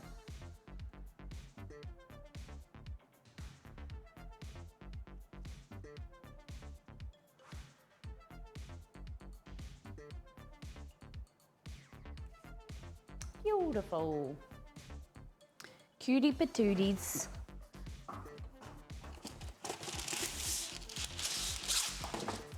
In chat, how many of you are vegetarian, like vegetarian recipes?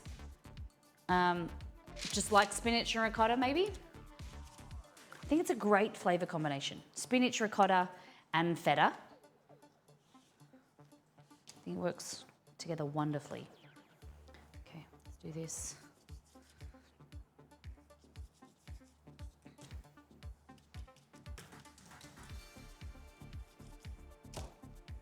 Spinach ricotta, yep. Roselli, best combo, love it. Zillian says,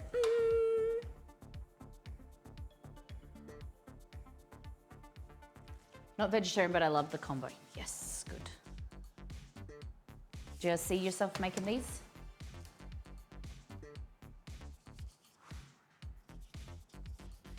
Exceed, I think you'll have dinner, like some food, in the next 20 minutes. He said, forgive me for not believing you. All right, 3 layers of pastry. Is that egg wash or butter? It is butter. Butter. Okay. So we want to divide this evenly into thirds. So I'm just making sure 15, seeing what, 15,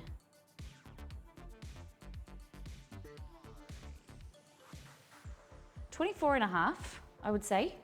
So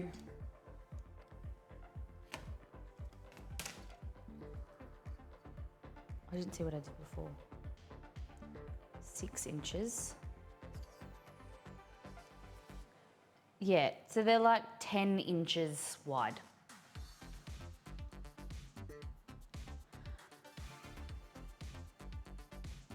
This is another one I think my family will love, so definitely want to try it. Fabulous. All right, so this will be definitely, well, we'll see how we go today and the test, but this would definitely be, I prefer the phyllo pastry. Last 2 weeks, maybe a month ago, a few weeks ago, we did puff pastry and I didn't really like it. So I think phyllo will be nicer, slightly a little bit healthier as well. And it's neater, quicker, you know, there's less work where just you folding it rather than puff pastry is a little bit more work, I think. Yeah, so 3.33. So it will go probably 9 centimeters. Does that work?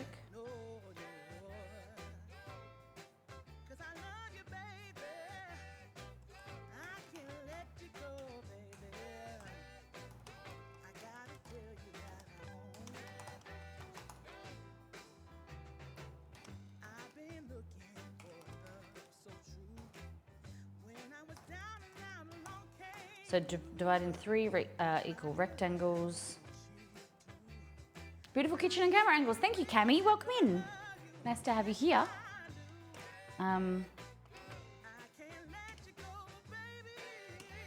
Yeah, we'll go 8 centimeters. Roughly around 8, just over 8 centimeters. Okay. So grab this, because I don't have a big ruler.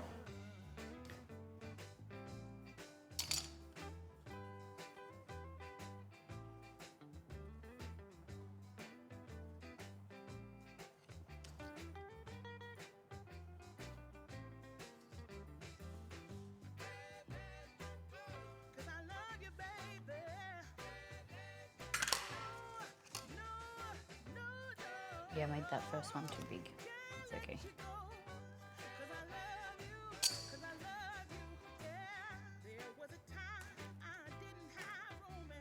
I'd like to know how phyllo pastry comes. Is it very similar in your country? Does it come like this in sheets? I'd love to know the width of them. These are made in Greece, but they're usually like the basic similar size, I would say.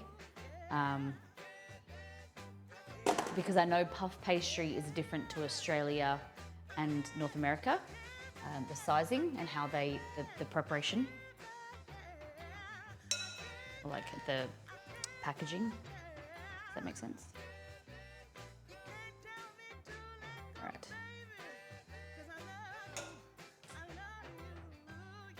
That. Grab this. Add a little bit of butter, especially towards the end, but just kind of like that. Okay. Fold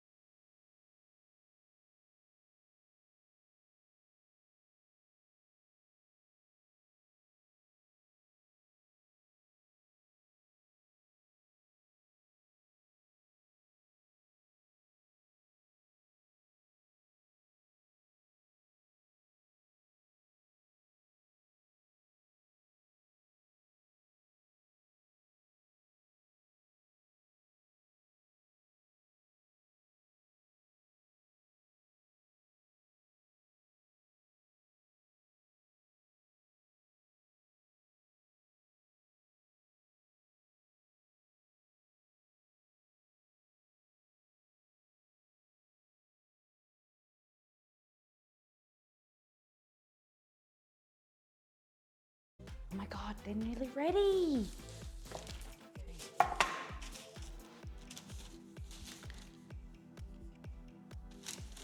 Put them on the tray like that. Beautiful. And if you've got a little bit of butter left, a little bit of extra. And then into the oven to bake until golden brown all over. Bridget, welcome in. We've been streaming for 1 hour and 55 minutes. We have done last time on all things food. We've made spinach ricotta puffs. We've got some here, 2, 4, 6, 8, 9. Oh yeah, because we did them in threes. We've got 9 here, and then we've got some already in the oven, which are larger. That's your 30-second recap. We're about to get into some Caesar salad. Oh my God, that looks so good. I didn't pay attention to which ones had the nutmeg. I'll have to taste them and see if I notice. Okay. There we go. Oh. I've been getting into a bad habit, guys. Dumping rather than going around and putting them in the dishwasher. Naughty, naughty, naughty. See? So easy to slip into bad habits. I'm trying to be way more organized and focus on being cleaner, tidier, because it really allows me, when we finish stream, if I tidier on stream as I'm cooking, putting stuff away, putting it in the dishwasher, then I thank myself after stream. I don't feel as stressed. The kitchen isn't as messy.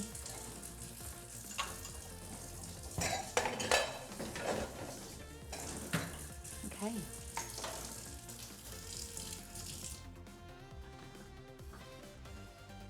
So tidy.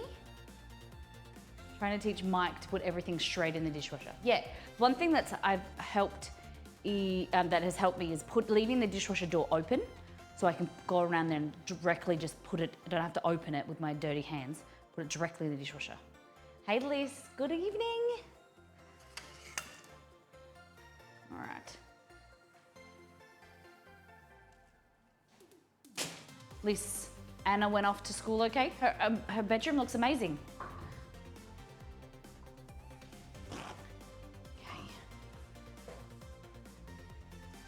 Alrighty, now we're just making Caesar salad. They're nearly ready to come out though. Just gotta figure out if there's anything. This can go in the dishwasher. No. Put the dishwasher on. She did excited for semester. So it's in an actual apartment, like a house, or is she in the dorms? She's not, is she? She's in like an apartment thing.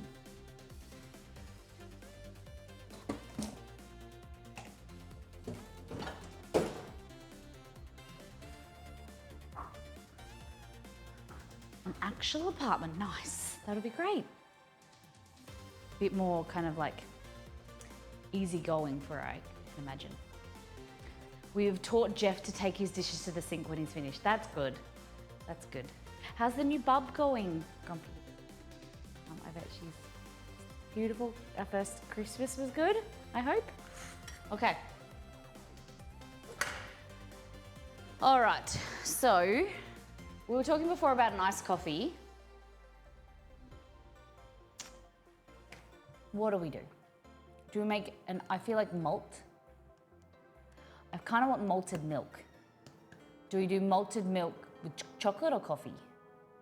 We had a lovely Christmas with all of them. That's beautiful. I'm glad to hear. Do I do a malted milk on its own? Malted milk with chocolate? Malocha. 6 weeks old already. Oh my goodness. It's gone so quick.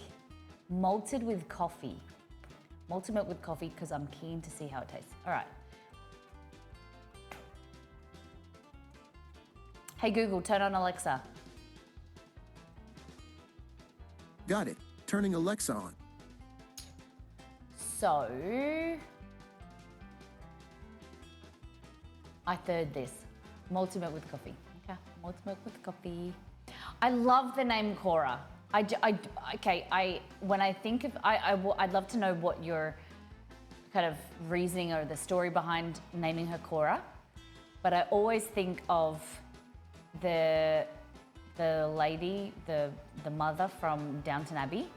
And she was always very like regal and just very elegant, and I think it's a wonderful name. I really like the name Cora. I love it. It's a very strong, beautiful name. I like that. I like it. I think if and when we have kids, I want for a girl, a very strong, but I don't know, like a feminine name. You know what I mean? Independent young woman. All right, we've got milk.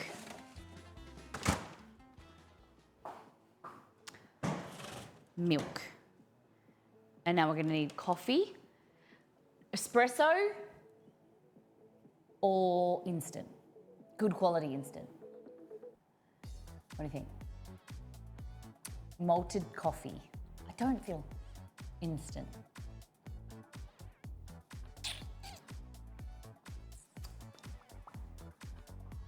Do we go fancy?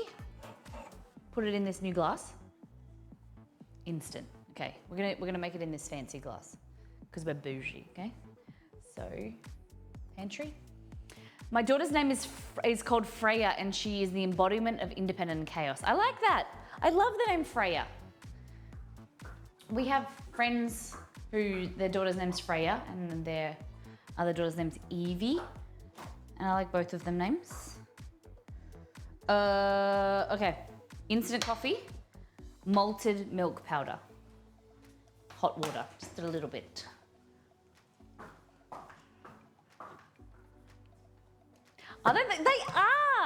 They are. These are the Woolies glasses. I got these, a set of two. I'm not sure how many we have, 2 or 4. But then I also went back and I got the tall glasses, but we don't really need them, so I've put them away. Maybe I'll give them as a gift or something. So when Woolworths and Coles are the grocery stores at the moment, the more for every $20 you get a point, and those points add up, and then you can redeem them for glassware and something else. It's like a tableware set. So you get these were I think 35 points, and you get 2 of them. They're really nice. I like them. Like beer glasses, or I'm using them for dessert glasses as well. Okay, so I'm gonna do a teaspoon of coffee powder. This is our intermission as we wait for our phyllo pastries. Okay, and then this is a bit hard. I don't know if I should put it in the blender, but it's like all firmed up.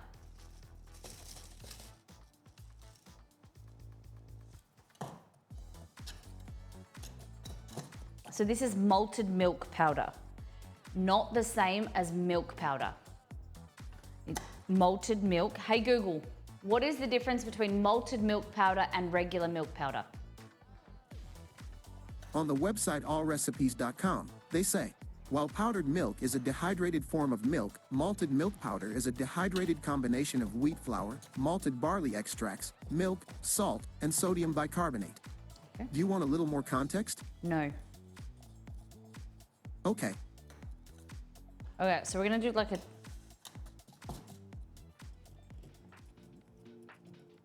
Mike wanted Cara and I really wanted Cora. Seeing as he made Jeff, I got my choice. Seeing as he named Jeff, not Gay. He made Jeff. He named Jeff, I got my choice. Cora means heart and is Greek origin. Beautiful. I love it. Okay. So we're just gonna add a little bit of this water. just to dissolve the coffee and the malted powder. Ice cream or no ice cream? Oh, I'm getting the pastries out. The big guys. Ooh, nah, maybe a little bit longer.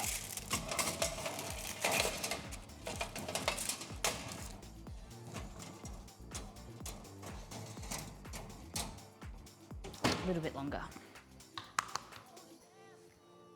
My name, my real name, means laurel, which I don't know what that means. Hey Google, what is the naming of the name Lauren? The name what? According to Wikipedia.org, Naming. the name's meaning may be laurel tree, sweet of honor, or wisdom. Do you want a little more context? No. Wisdom, I'll take that. Okay. Hey Google, what is the meaning of the name Laurel? The laurel tree. On the website sheknows.com, they say, in English baby names the meaning of the name Laurel is, the laurel tree or sweet bay tree symbolic of honor and victory. I also found an answer to this question. What is the biblical meaning of the name Laurel? Do you want to hear it? Yes. On the website schoolmykids.com, they say, meaning of laurel. Name laurel in the Hebrew origin means biblical name meaning laurel or bay tree. Like a bay leaf. I'm like a bay leaf, guys. How many of you guys know the name, the meaning of your name or your children's names? Okay, so this I'm feeling it's not a good flavor combination. I don't think we chose very good, guys.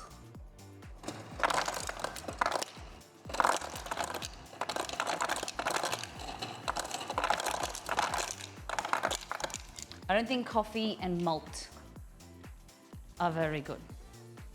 I blame it on you. You chose this. I think mine is honeybee. Interesting. I'm a palm tree. Beautiful. Then as a palm tree, you're shading and protecting others and also being tropical and exotic and going your own way. Honeybee, it means that you're juicy and you're sweet, but if you are you crossed, then like if someone crosses you or your family, then you'll sting them because you're protective. I'm gonna go with that. I know, don't tell me that honeybees don't have stingers. I think if push comes to shove, a honeybee will hurt you.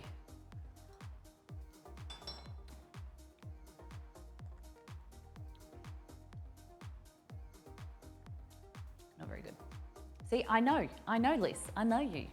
You're very protective of the people that you love, and you're doing anything and everything. But when push comes to shove, if anything goes wrong, you'll be there for Anna. Right at college. Who am I gonna fight? You're a good mama. My name means clear and blemished. I like that. Krista, thank you for sharing. Strength and exalted one, nice. I like that. Jeffrey is the divine peace. How much peace in your house at the moment, Grumpy Gamer? Is he a bit chaotic, or is he very kind of zen as a little toddler? Considering my 3 older siblings were named after the Bible, me being the youngest got named after a cartoon. I love it. The Russian spy Natasha in Rocky and Bullwinkle. I love that. I love that. So there's no Natasha in the Bible.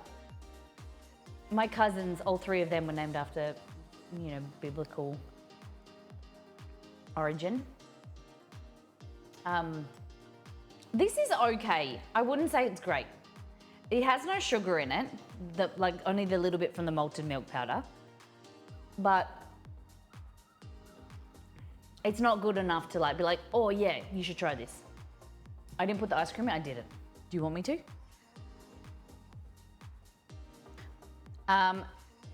He's never any peace in this house. Never any peace. Maybe he'll be peaceful as he grows up. All right. these are the big boys. This is why I don't think the big ones are gonna be on the recipe. I just think they're like big blowouts. They're a bit too big. I like them to be dainty. See? They're nice, but like they're as big as my hand. And you'd have to do more layers of pastry, where these are 2 layers. The other ones are 3 layers. No, these are 3 layers. The other ones are 2, but then the more times you fold them, they wrap tighter. You know what I mean? Get a little bit of, sprinkle salt on there. Okay. This in the fridge. I'm so excited to eat these.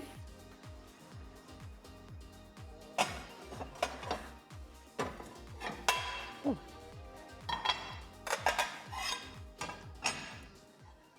Okay. That's what one looks like it should get in my tummy right now. My eldest, Maya, named after Maya Angelou, but in Australia they pronounce Maya. Yep. So we chucked in an I, and now the name meaning completely changed. Went from water goddess to rice valley. I love it. I love the name Maya as well, and I think it's such a beautiful name. The first person, like, when you associate, like, maybe the first time you heard that name, or you really clicked. It was Private Practice, the show Private Practice. The daughter's name is Maya, and I loved it. But I always felt the same way. It's like, do you pronounce it Maya or Maya? My mum's middle name is May, so I always wanted to somehow kind of incorporate that into, as a daughter, as a kid, I always was like, I'm going to name my daughter May, or like as a same middle name as my mum, because my mum has her first name is Fiona, and I don't really like that. I don't really like it as a name. I call her Fifi, but yeah, I love the meanings behind names, and I try as hard as I can. It is hard, but I think that there's so much value, and you respect those around you when you take the time to pronounce their name correctly or learn about the story behind it, because there's so much history, and there's so much backstory to someone receiving that name, or the name that they call themselves, or they prefer to be called, and they've chosen it for a reason. And it's really interesting to learn that story and how it came to be. And I read the life-changing, no, what book was it? How to Win Friends and Influence People. And he talks about, Dale Carnegie talks about the sweetest sound you can hear is the sound of your own voice. And if you pay the respect of someone to pronounce it, or learn how to pronounce it and say it correctly, then that person who you are talking to will feel that you respect them, and that, because you know how it's really annoying if your name is mispronounced, or someone calls you a name that you don't like. You know how it hurts you on an internal level, like a really deep level, where it's really grating. And I think that for me, my own personal kind of task, I like to call people the name that they prefer. So if I am mispronouncing your name, or you like to be called something, I would do my best to try and remember. We do have Australian kind of culture. We do nickname people, and we call them something similar, but it's always a loving. It's always, the intention is behind it is always quite loving. So if I call you a nickname and you don't like it, please let me know. Or if you do like it, please let me know that you'd like me to continue, because it does come from a place of love. If you're friends with someone, you'll give them a shorter nickname. Like, my husband's Troy. His real name is Troy, so I call him Troyza, or I call him, my mum, I call her Fifi, or whatever. Like, it's just kind of a little bit of fun, like a buddy, yeah. In Nova Scotia, Canada, everyone's buddy. Yo, buddy. Okay, they're looking real good. So this is what we have created together. These are spinach, ricotta, and feta puffs. We're huge on nicknames, yeah. I don't call people mate. Sometimes I call people bud, but it's not very common. I would call someone by their name. So good. They're so hot. Yum. Very peppery. Holy dooly, even for me. All right, I put a bit of too much pepper. I'm just trying to nibble enough so I can show the inside, but they're so hot.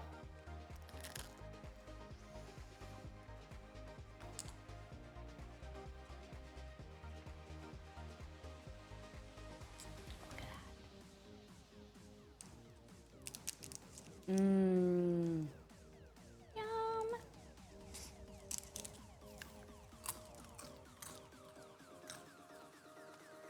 No, these are quite filling. You could put them with a dip if you wanted to, but I would maybe serve them with a salad. You could add chicken in them and then make them like more of a fuller dinner. But spinach and ricotta and feta are great. Simple.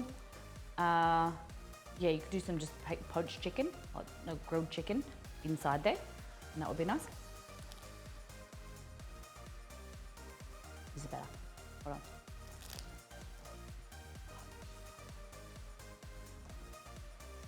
But I just think they're too big in this size. For me, if I was snacking on them, they're good for a meal. If you wanted to have these as a meal, they're good this size, maybe. Put them on a plate and you give everyone one. But for a snack, I'd go half the size, or a third of the size. What do you think? Mmm's in the chat. Mmm's in the chat. Look at that. All right, I have to go use some to exceed. Holy dooly.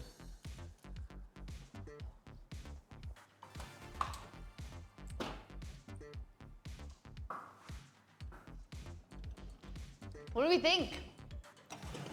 Hey, JJ.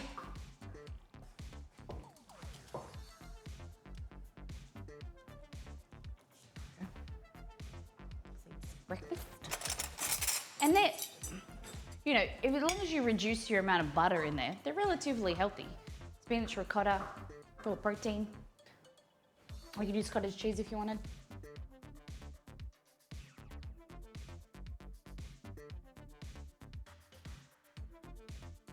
Because there's 2 eggs. You could even add more egg if you wanted to.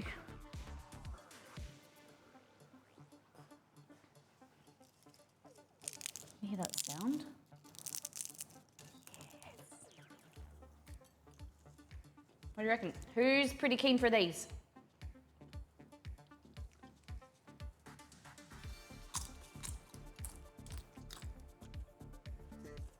Mmm.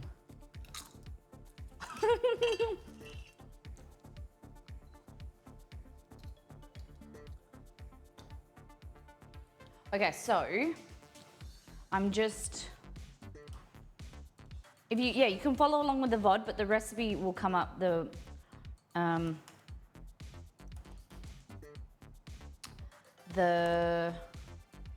recipe will be on the website, you know, within the next week and a half. Okay, I'm just gonna go through the archive of the menu to see. I'm gonna read out some ideas to you, some recipes. You're gonna tell me if, kind of when you would like these, okay?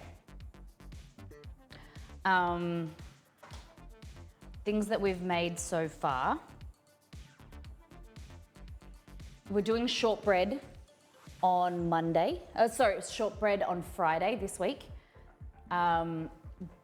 That's coming up, so you'll get the recipe for that like within the next 2 weeks. Pork and fennel sausages we've already done. They're already up there. I'm gonna just show completed, yes.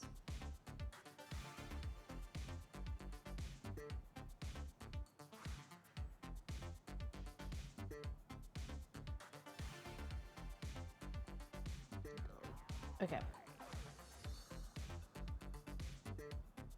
Archive, here we go. Spinach and ricotta is one of my favorite things. I need to make this for sure. It's been ages. Fantastic. I love to hear that. Okay, we've got Turkish bread on, I know for sure it's just loading. Bloody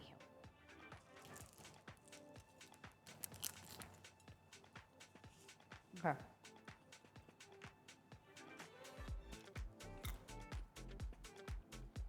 I'm just seeing what we've made recently. Tiramisu is already up there. The chicken and leek pie. Like, when do you want that? Is that something that you guys really want to make? We've done that recently. The queso dip.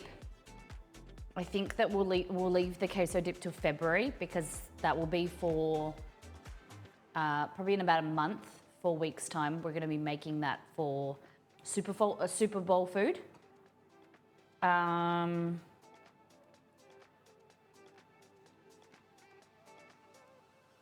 Spinach and ricotta puffs. That's gonna go there. Chicken and leek pie. I'm really looking forward to the queso. Okay.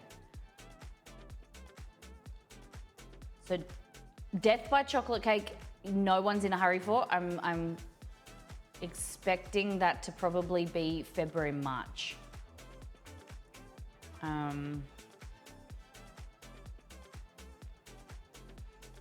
Chicken and leek would be awesome. So we made that 2 weeks ago.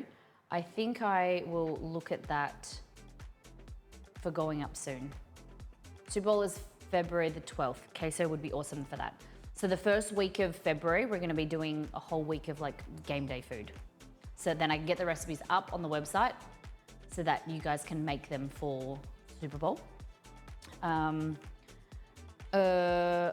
Malaysian curry puffs, I think we'll do them in March. Brigadeiro, the chocolate fudge. Pecan pie. They're probably the biggest questions that I've got.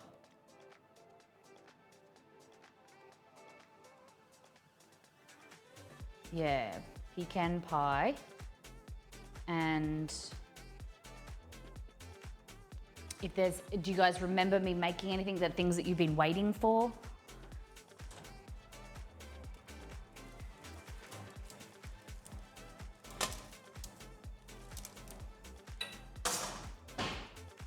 Chocolate desserts would be good for, yeah, that's a good idea. Look at them! All right, so we'll do the death by chocolate cake.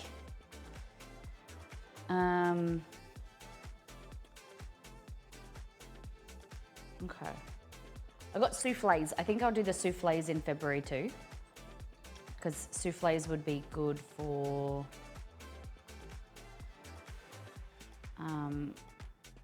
that.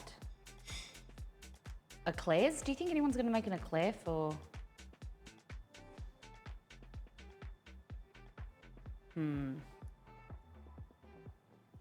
So the recipes that I have ready, like that were on the old website and like that have been tested and pretty good to go.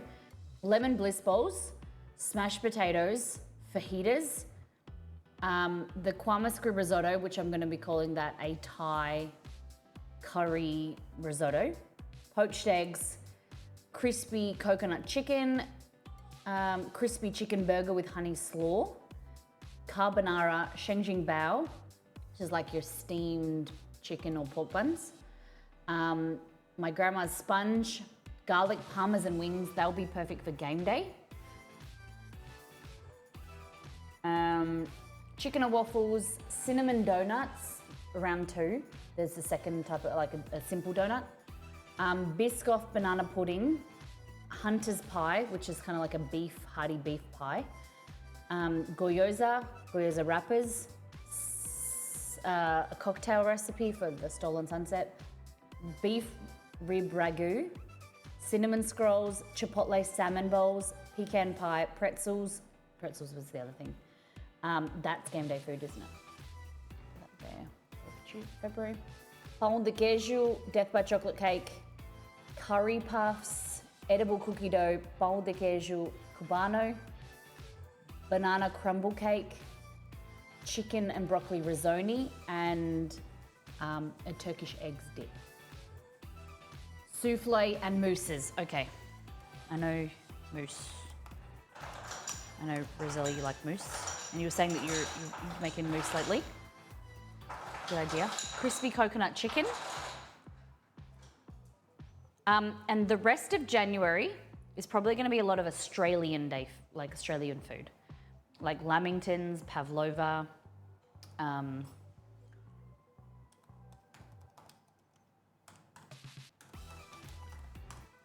any other fairy bread.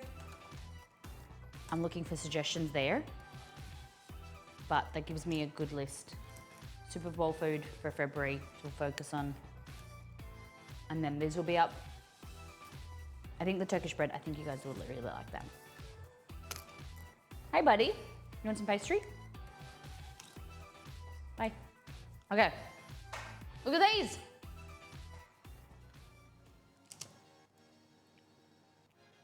Look how good they are. Ready?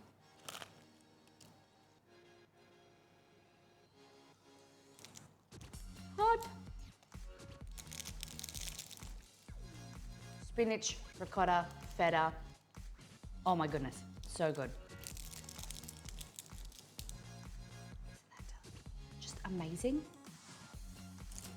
Don't want food anymore, only puppers. Oh, this is Chester. Hey, buddy. He's our shark or crocodile. Yeah.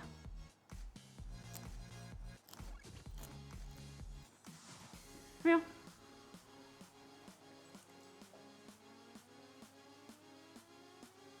Right. Let's make Caesar. This is another recipe. Oh, see, I need to figure out, maybe get on top of the old ones, the recipes I need to post, so that we can release like when we make them on stream. Like I want to get this out, but then like Caesar salad, I want to get that out too.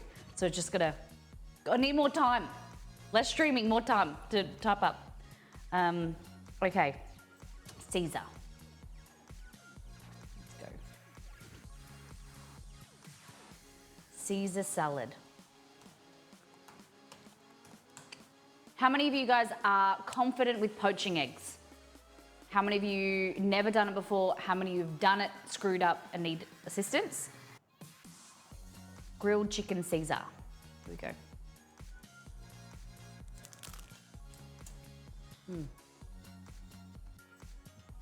I really want to find the one with nutmeg. Need help with that for sure? Cool. What I want to hear?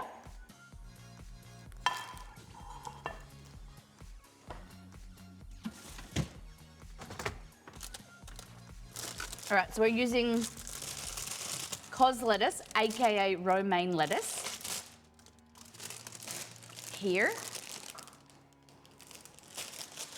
there, HS. We need parmesan. What else do you guys like in your, what am I saying? Words. How many, what ingredients do you like in your Caesar? Bacon? Where's the bacon, Jess? Bacon, bacon.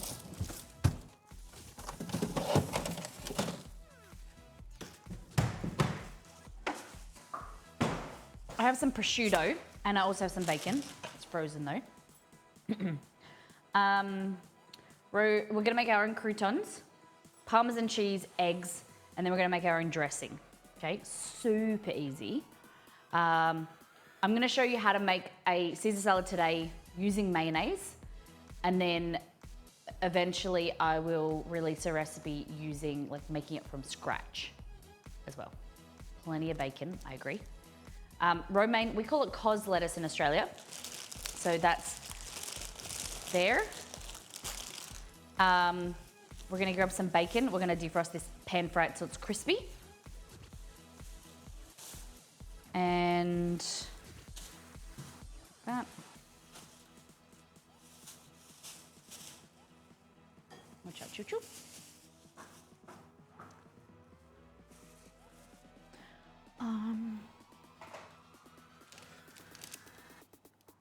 In the air fryer, 150 degrees Celsius for 10 to 12 minutes. Soft boiled egg without the boiling. Oh my goodness, that's pretty cool. Sharon Grumpy.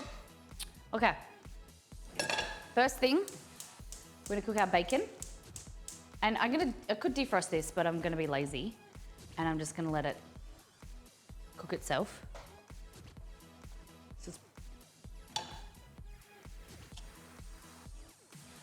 It'll steam and see what it comes to.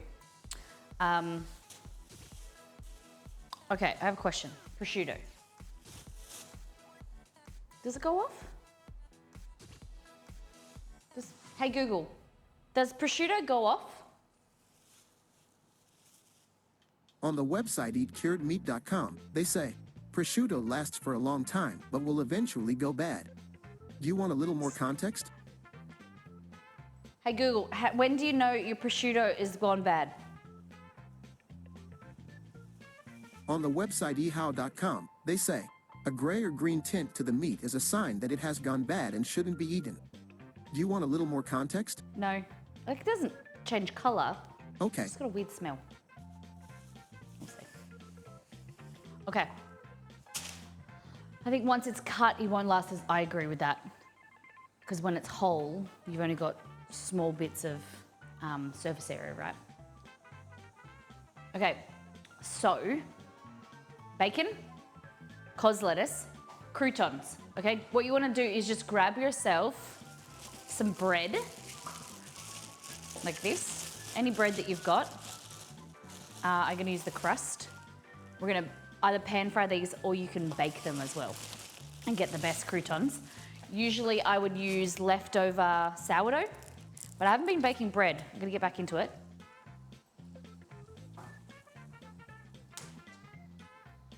Excuse me.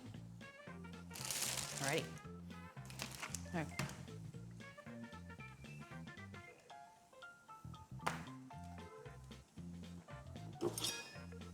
Knife.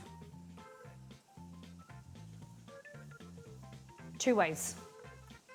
The normie way, make your croutons like that. Nice even, like cubes. The better way is this. The more rustic it looks, but it gets like more texture that like gets crunchier and absorbs some more of the oil. I just think that it's just nicer. Just teared pieces. Torn? Teared. Oh, torn. Torn. So that's cutting and that's ripping. Each to their own, whatever you like. I like torn.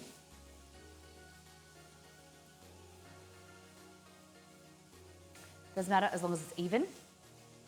Hey buddy, you don't really like...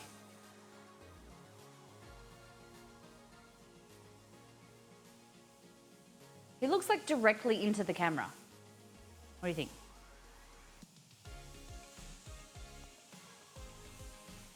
Good job. Alrighty.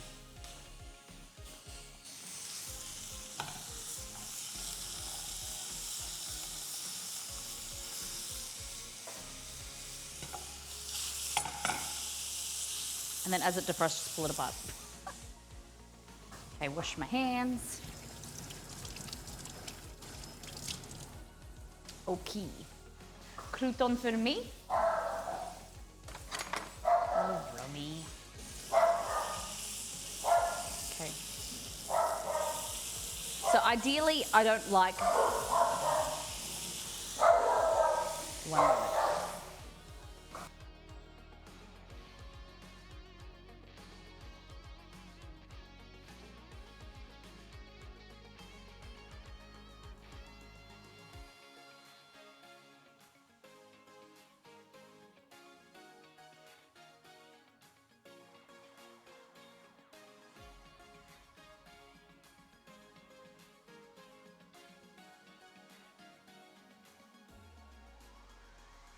What is this?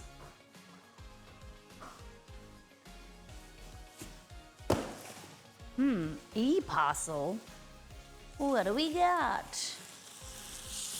Yeah, so usually I don't freeze bacon. It changes the texture, and it doesn't go as crispy unless you really unless you fry it. Like there's no in between because it changes the structure, the cell structure, when you freeze anything. So when a lot of recipes they say like, can you freeze this? You can freeze anything. Anything can be frozen. It's just what it will be like when it's defrosted. It changes. Like berries, they make, because the freezing usually breaks the cell membrane, and the water content will burst through the cell membrane, and so that's why a lot of water is released when it's defrosted. I personally love frozen raspberries. I think they have more flavor than fresh raspberries sometimes, and they're a lot more versatile. Some things like milk, the milk can be frozen and defrosted. It will look and taste like milk. Oh, it's just a package we ordered a few days ago. Nothing exciting. But it won't have the same texture, like it won't be as creamy, it'll separate. Sometimes it goes like a yellow color when it's frozen. So that's what I write in my recipes. You can freeze anything, but it's just some cakes, they go like rubbery. If you freeze like a ricotta cake on our website, the raspberry ricotta cake, it changes the texture and it's not as fluffy and really as nice. I always use frozen baking, wondering why it doesn't go crispy. Yeah. So it will, but you just have to really cook the bajinkas out of it. There's no like in between crispy. Like that, it's still quite rubbery, but if I keep cooking it, it's basically like you just dehydrating it so it goes crunchy. Kind of like American style bacon, if you've ever had that.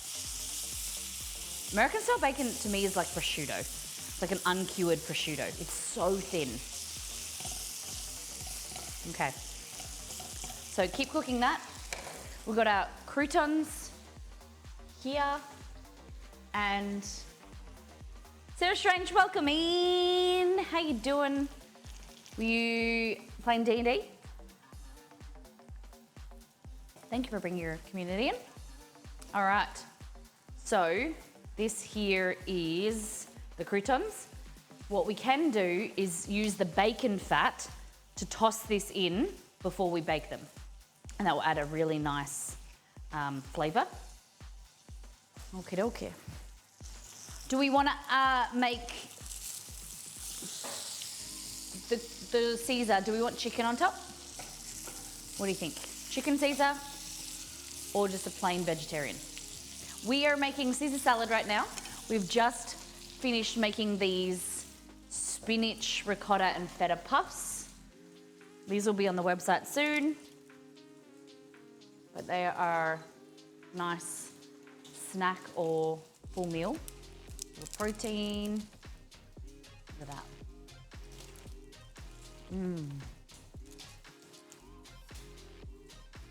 Bit of ASMR for you. Ready?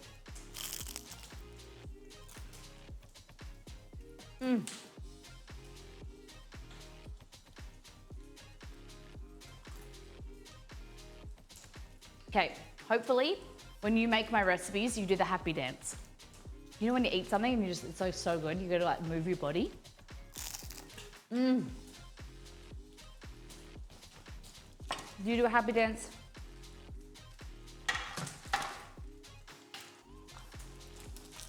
Okay. Bacon, turn that off.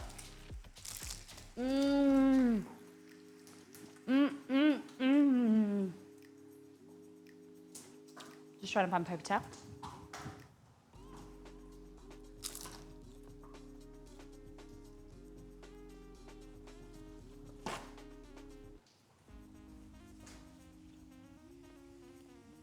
Hey, Taryn. My tongues are really hot.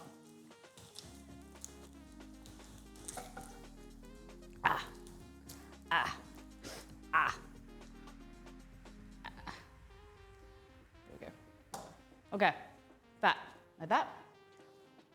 Get your croutons, like this. Croutons. Sound a bit South African when I said that. And there you go, coat them into the bacon fat, like that. If you wanted to, just add a little bit more, not too much. And then they go from there. Pop them on a lined baking tray, like that. Give them a shake so they're a nice even layer. And then into the oven. Fabulous. They'll cook while we go on to the rest of the stuff. I just burnt myself, I'm okay. Okay, and that is our crispy bacon. Because it's been frozen, it's like kind of crispy, but it lacks the structure and texture to go really crunchy. Still okay. Like that bit's crunchy. Still nice. But I think fresh is best.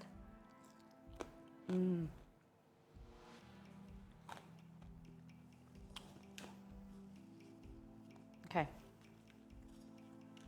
Grab this. Oh, did anyone answer? Do we want chicken Caesar today? Do we want to add some chicken to our Caesar salad? Or we're just gonna go vegetarian all day? Oh, not really vegetarian, is it? Here I am cutting the bacon. Okay.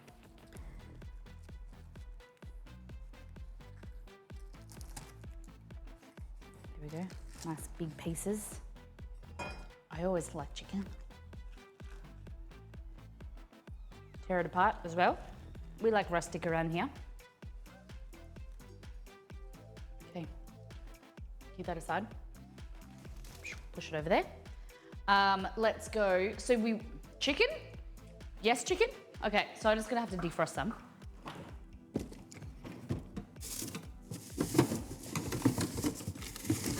We did this yesterday, Molly. You could do chicken, you could do salmon, heaps of different things you could do. All right, read first things first, and it'll teach you how to defrost. You shouldn't do it the way I do it, but the way I see it is I'm gonna cook it straight away, so I don't really care. But I go a minute 20 to a minute 30.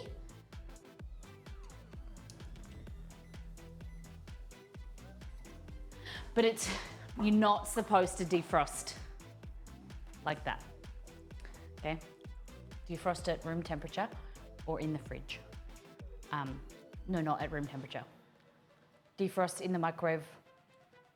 I don't know, do whatever you want. But I often forget to take stuff out of the microwave, so out of the freezer. I take a chicken breast, per chicken breast, you're looking at like a minute 30. It makes it so it's soft enough that you can chop it, then I put it straight into the fry pan. Like I chop it, put it in the fry pan, I'm cooking it straight away when I'm doing this. It's not proper technique. Don't come at me. Just the way I do. Okay. I'm gonna cook it in there. Poaching eggs, 101. Fry pan or like a saucepan, a shallow saucepan. You don't need fancy equipment.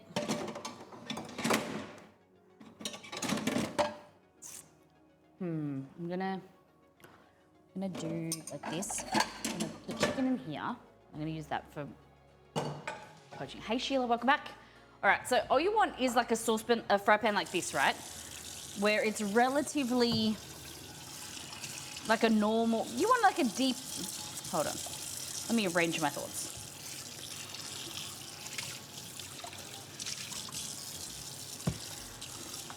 You don't need a saucepan, you can use a fry pan.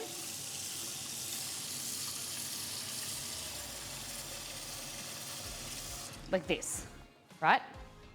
You can use a saucepan like this, use less water, It's quicker because you don't need to take ages to heat the water up. Like that. Turn it on, like medium heat, medium-high heat. We're gonna add some vinegar. So, a tablespoon of vinegar for this amount of water. 2 teaspoons. Now, let me just grab some eggs and grab my chicken that I'm defrosting. Okay. All right. We discussed this on Friday. I'm going to test you. Not really test you, but I'm just going to see who remembers. It's not really a test. You're not going to, no pressure. But it's who remembers. What are the parts of the egg? Can y'all remember? We discussed this on Friday. The parts of the egg.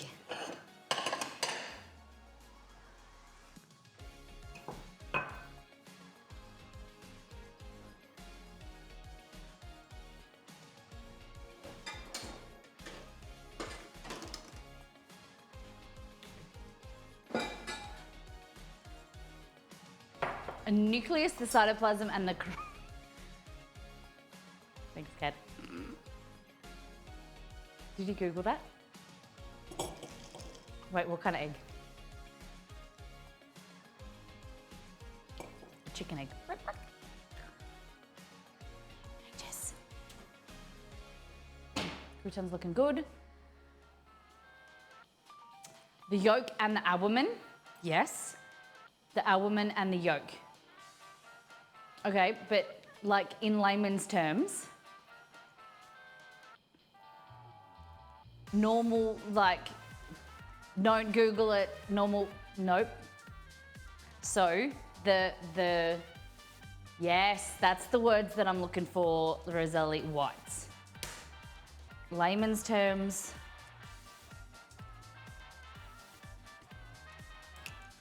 Okay. You got the shell, you got the yellow, you've got the thick white and the thin white, okay? So this is the yolk, this is the thick white, and then this is the thin white. So 4 parts, main parts, okay? So you got the shell, the thin white, and the thick white. So over time, as your egg deteriorates and gets older, this white, the proteins in this white break down and become thin white. So you can tell that my eggs are fresher. It isn't as tight as it was last week. It thins out, but it is still, it's still there. So when these are fresh from the farm or fresh from the store even, this will be tighter and it will be kind of like, it'll be smaller because it will be tight and like taller. As it breaks down, it will get wider and spread itself out, and then it will break down even further, okay? So the key to a nice poached egg is removing this, because this is what creates all the wispy parts of the poached egg. So what we can do is show you the difference. What we want to do is we want to crack the egg and put it into a strainer like this, like a fine strainer, mesh strainer. So crack the egg. And we're basically just removing, these are steps you don't necessarily need to do. It doesn't matter. It's only very irregularly that I do this step, but I wanted to show you so you know. I tell you guys all the time, I had a word for it on Friday. I had I decided on a better word than lazy cook, but I am a realistic cook. I don't always do this step. It's more work, and I'm not about that. But if you know it, then you can choose when you want to use it. It's better you know it and then you can use it at sometimes. Thrifty, yeah. But see, that little bit of egg white's removed. You might even want to use like a strainer like this. Your strainer might look like that, just a bit wider. Pop that in there, and see a lot more of the white has come out then. I knew that might be a bit too thin. Okay. So I just want to show you the difference of going here. We've got our water we're going to poach our eggs with. I am preparing in advance. I want to grab some paper towel. And I also want to grab in here is a slotted spoon and a plate that I'm going to put it on, okay? So get that prepared ahead of time so we don't have to rush around, because the eggs, they don't take very long to cook. Okay, so here, what I'm going to do is I just cracked it in there. I removed that white. I'm just going to place that in there like that. Well, that took a lot of the, I don't know about that. This strainer is a bit too big. Whereas in comparison, I'm just gonna teeter that around. You can do this swirl thing if you want, but I'm not a big fan of the swirl thing. All right, this is the one that's been unstrained. Can you see already the difference of straining that little bit of egg white out, how neat and tight that is compared to this with the wispy bits? So when I come around and I try and just make sure that this is like I roll it around to create a nice effect, just lift it off the edge surface so it's floating. What do you think if you're presenting or like cooking for your friends and family, what do you think looks better? This poached egg that's been strained or this one? They both taste the same. It's just all about presentation. So 9 times out of 10, I do this technique because I don't really care. When it's cooked, I just take that part off. But these wispy parts, they are created because of that thin egg white. Okay? But that is nice and neat. And that's kind of what you want to go for. You aren't a fan of the swirl thing. I'm fairly certain I learned the swirl thing from you. I'm changing my mind, Cad. I don't like the whirlpool, like a thick, or like a big whirlpool. I like a swirl, a gentle swirl. That's maybe what I should say. Like I like a gentle swirl like that, so it removes it off the bottom of the pan. You want a gentle swirl. Would cycloning the water before make like tighter whites?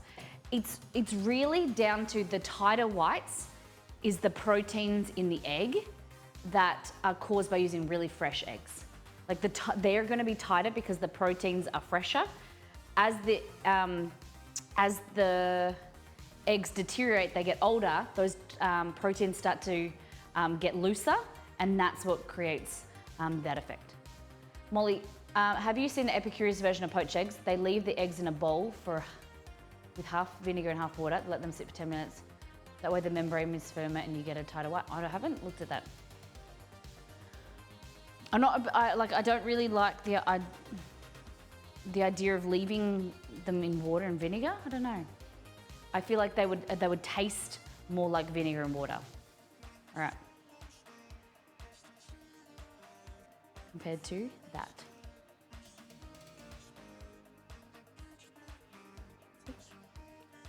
So we'll go again. So this is how I usually do it. It's just there, like that, water, and then I just poach the egg like that and drop it in. Cool? And so after a minute or two, all I do is use the spatula to, like Cad said, but I'm more of a swirl or move around in later years because it disrupts it. And you can do more, like rather than a saucepan, a fry pan like this, you can do more eggs at once, I found. And you know what? We forgot our croutons. But don't worry, they're still good. They're still good. There we go. They're still good, they're still good. Cool. Strain. So that, it's not bad. Like, that's just a regular one.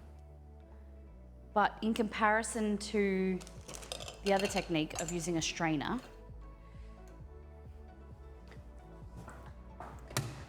in the water we've got a little bit of vinegar, white vinegar. So, in comparison to this,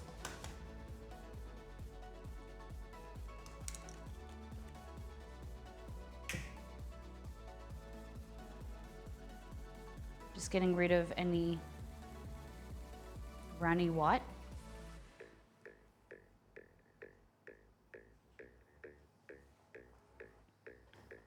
Into there. There we go.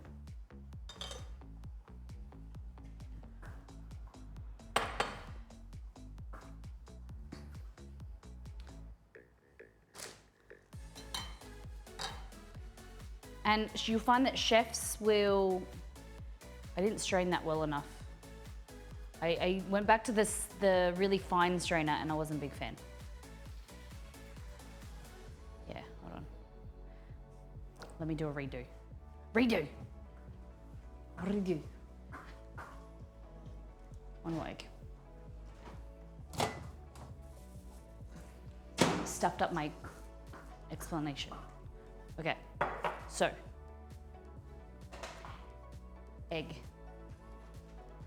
I'm just trying to find a strainer that is good. One's too fine and one's too big. So I'm gonna go with this one, I think. I don't know if this is worth it, but it might be to you to make it really pretty, like a pretty egg.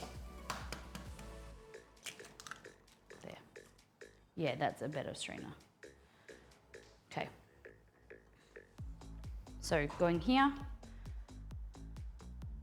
That is an see, that's what I'm saying. Like, this is how I usually do it, and it's kind of neat, kind of tidy. It isn't in comparison to that one there. Like, that is strained and it looks nicer, but I don't think that's bad. But it is worth showing you how neat and tight you can get it if you strain off that thin egg white. Okay.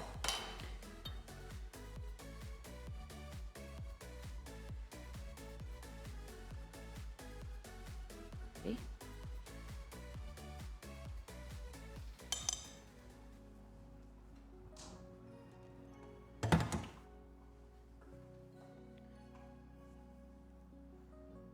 And then just move that around so it's off the surface. Nah.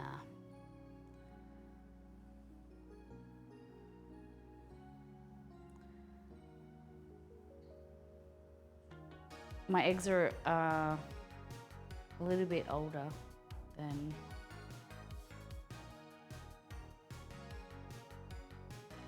than I would recommend. These are, I bought them on Boxing Day. What's that, 2.5? 3 weeks old? Yeah, probably older than I usually have. But they're still nice. Like, I don't, see really what you wanna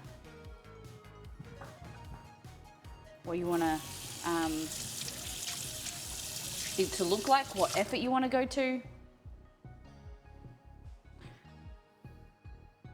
All right, so we've got the bacon, we've got the eggs, Parmesan, cos, now we're just gonna do the sauce. What do you think? How do you poach your eggs? What do you recommend?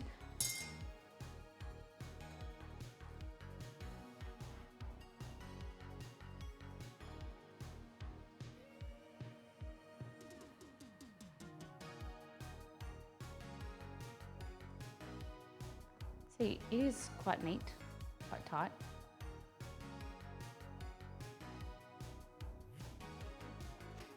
So strain, no strain, whatever you want.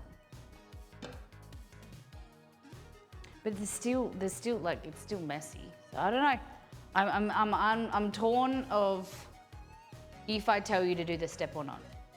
but I wanted to show you that it's possible. I am not sure if it's possible. And I don't often do it, ever, really. The biggest thing for me is a little bit of vinegar in the water. Crack it in there. I like the more of a fry pan compared to a saucepan. Deeper fry pan. And then once you crack it and it's sitting on the bottom, just give it a swirl just to release it. And then it kind of, with the bubbling, it kind of turns itself and creates a nicer kind of appearance to it. Now, to make our sauce, we're using the immersion blender. Attachment here. So, I don't know if we do chicken. I'm torn.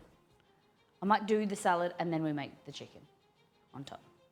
All right, into here, we're gonna need mayonnaise, garlic, anchovy, some Parmesan cheese, Dijon mustard, lemon juice. You can add Worcestershire if you'd like. I don't know why people have a hard time saying Worcestershire. Worcestershire, Worcestershire, Worcestershire, Worcestershire. All right, take it out like this. So you just want to make sure that it's like gooey, like that, because there's carryover cooking. So I know that I'm got more steps to do until the salad will be ready. I don't want these to overcook, so I take them out early and then put them on the paper towel here, because they'll cool down, but the egg white will stay firm. They'll continue to cook slightly, but then they'll cool down. And so I don't worry too much about them overcooking, because you take them out sooner than later. So if in doubt, take them out early. All right, get rid of this. I'm gonna put this through the strainer to pick up those big chunks. Inflation Romeo can't eat raw eggs anymore. The other day we made an omelette and he loved it. He got some of the leftovers. For those that don't know, my dog Romeo, my older dog Romeo, loves eggs, raw eggs. If you give him an egg, he will put it in his mouth, he'll hold it for about a good day and he'll like protect it, and then he'll eat it. Do you use vinegar? Just a small amount, so about 2 teaspoons to 2 tablespoon, depending on how much water you're using. But yes, I do recommend it. Okay, into here, we're gonna need anchovies, Dijon mustard, some lemon juice, some mayo. Okay. Lemon juice. Where's that Dijon mustard exceed? Yep, there it is.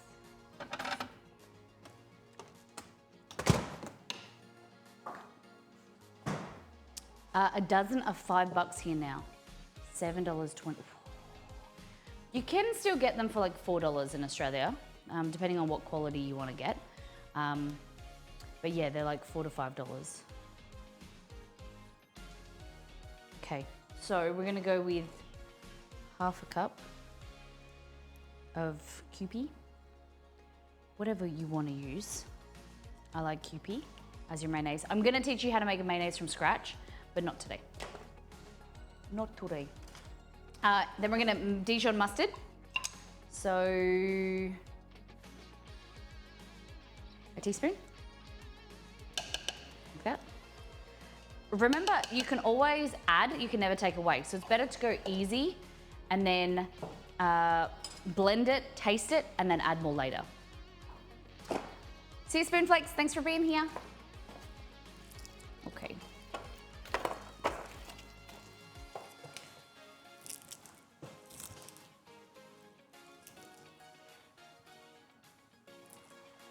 Okay, so 1, maybe 2 cloves of garlic. We'll start with 1, okay? I want you to hold back, because you can always add more. Where's my chopping board? These lemons that I got in my grocery order are terrible.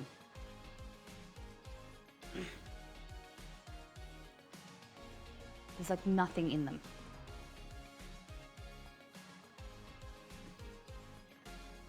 Cool, man.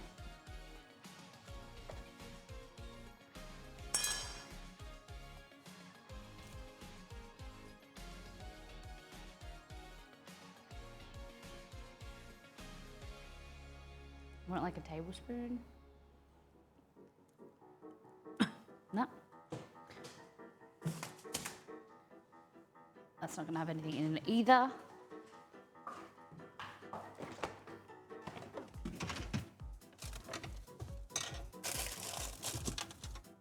Okay.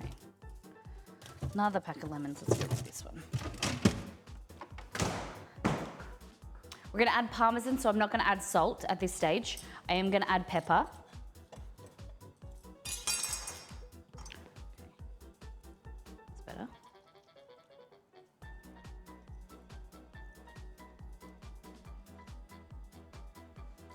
Get that little seed out. Fabulous. Anchovies.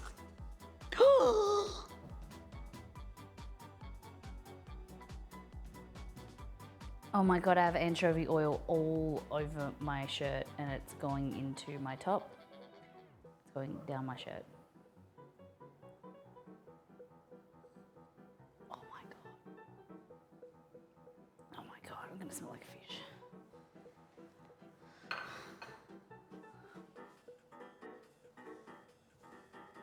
It's not too bad. It doesn't smell too bad. Let's continue. Okay. I'm gonna go with 1, 2 anchovy fillets. I thought it came out of the fridge, and when it's in the fridge, the oil solidifies, and that's what I'm used to, but turns out it's not. Now you're a snack. I don't know if my husband would agree with that. He hates seafood. Okay, so we've got lemon juice, Dijon mustard, anchovy, garlic, mayonnaise. We're gonna add a little bit of Parmesan.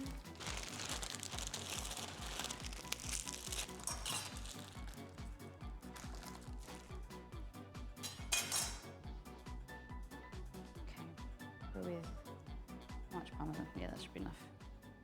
Like that. Put this on. I haven't put the Worcestershire on because I can't bother going out around the back, so we'll see. See if we need it. So this is fantastic. I know I rave about this all the time, but she's cheap and it works real good. So you just pop that in there. You just gotta make sure, the first time I bought this, I broke it, this kind of attachment. The whole set I think is $30 from Target, but you can't do frozen food. No, like semi-frozen or the things in there chopping it too firm, because then I broke it. All right. And this is your Caesar salad dressing.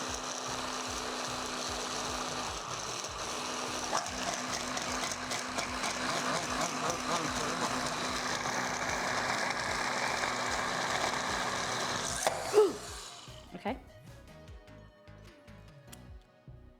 Oh, delicious.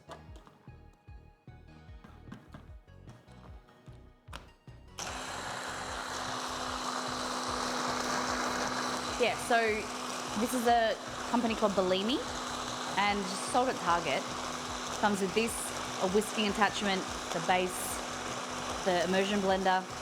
It's like $30, it's the best. This is my second one.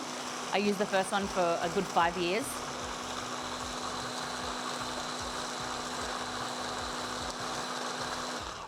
That's good. I'm gonna add another garlic clove, I think. Okay. That's what it looks like inside. And some of the stuff in the inside doesn't get mixed. So just grab yourself a spatula. Scrape down the sides.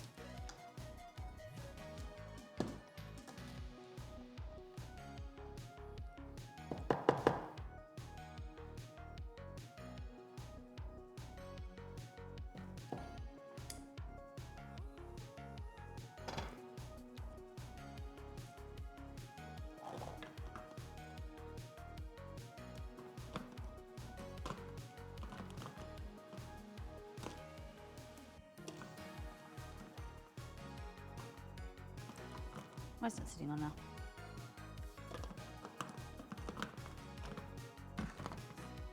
What have I done? Why are you not? Oh, there we go.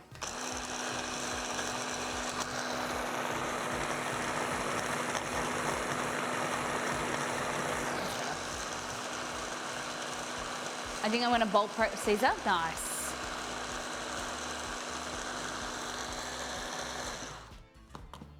Yes, looks good. Okay. Just use your finger.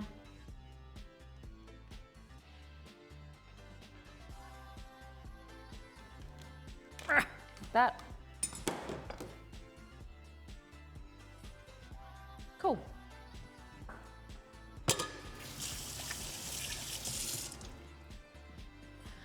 Alrighty, so Caesar dressing.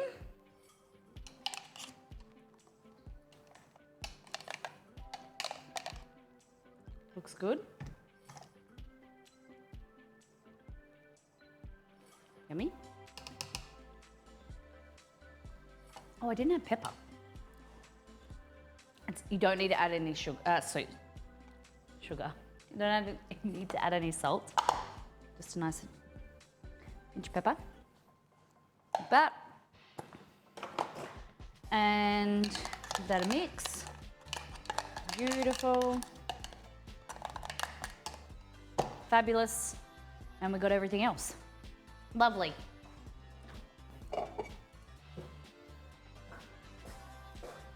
Okay. So what I like to do is get some leaves. Where'd that chopping board go, guys?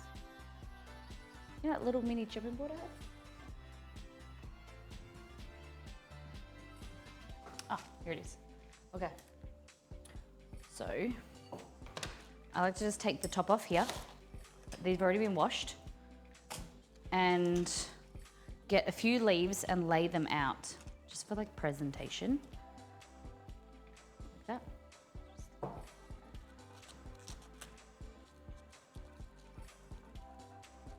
I might wash this again actually. It's okay. Cool. Just like that. Get the rest of it and then chop it up in the middle. Just easy to eat. Fabulous.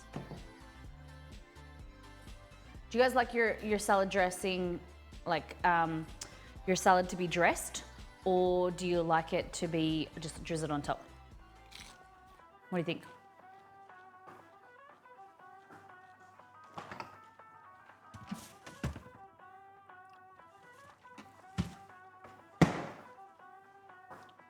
She needs to be dripping. Where is mine?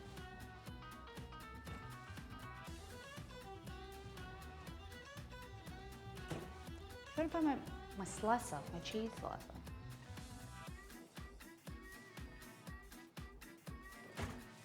Thanks to Peach Moon for let me know. I might just. I really want to grate parmesan. I want to slice it, but I can't find my slicer.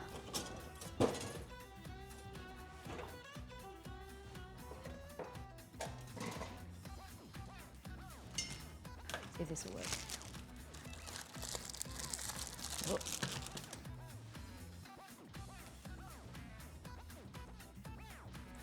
So crumbly that it just crumbles off.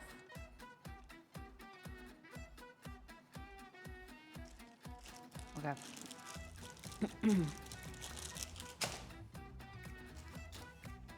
So, Parmesan slices and a few crumbles.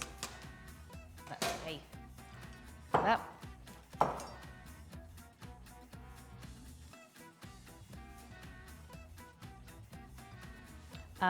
So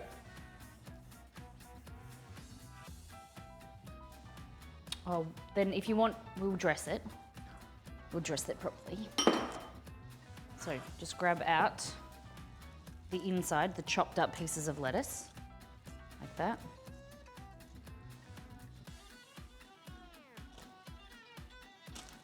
We'll do it properly. We're gonna do it. Cool, like that. Get most of your bacon and grab your dressing.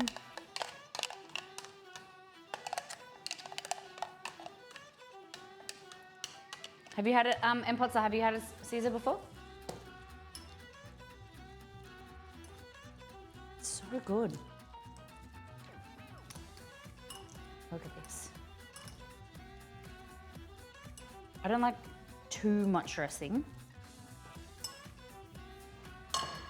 That's even a bit too much for me, but I know you have these plain pieces on the sides.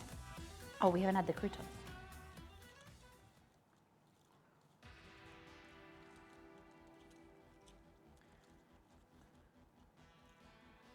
I'll just arrange them like that. Grab some of your croutons. You have? Cool. Do you like it with egg and chicken? And/or chicken? Right.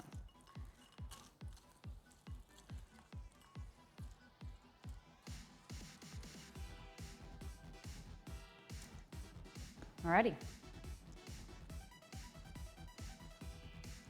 I don't want these to fold down the sides. So, there you go.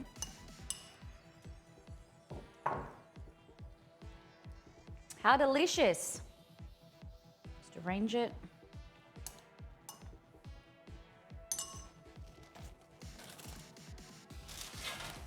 A few more croutons on top. Like that. Pull these pieces up a little bit. Hike it up. Whoa. Fabulous. And then, so the difference. These two here are the strained eggs that we strained the egg white off. Those two there. That was also strained. So these three, and these were unstrained. I don't think that that's much difference between that and that, to be honest. All I would do is just, with my fingers, take off these little scraggly parts, like that, and that's a beautiful egg. Poached egg, isn't it? So it's up to you, whatever you want to do. If you want to go to the effort of straining them, it does make them neater, but I think that's just as good. So each to their own. Bring our salad back. That. A bit higher. There you go. And all you need to do is bring, see, these are still runny. They're cool, like they're not warm, they're not hot anymore, they're cool, but they've got really runny egg yolks. Like that. And that, ladies and gentlemen, is the Molly Caesar salad. What do you think? A bit more with parmesan on top. Delicious!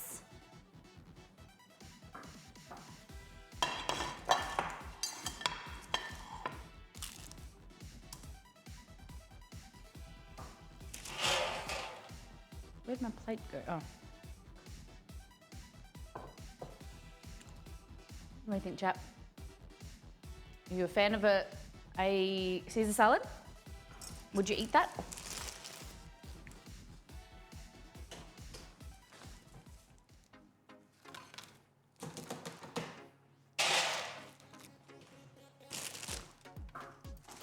And then the other things we've done today are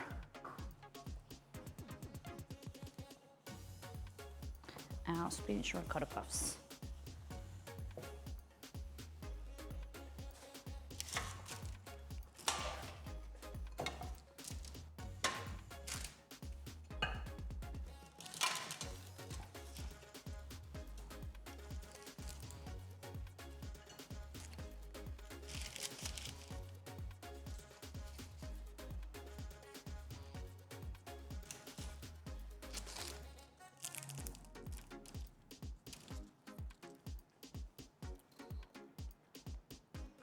Look at that.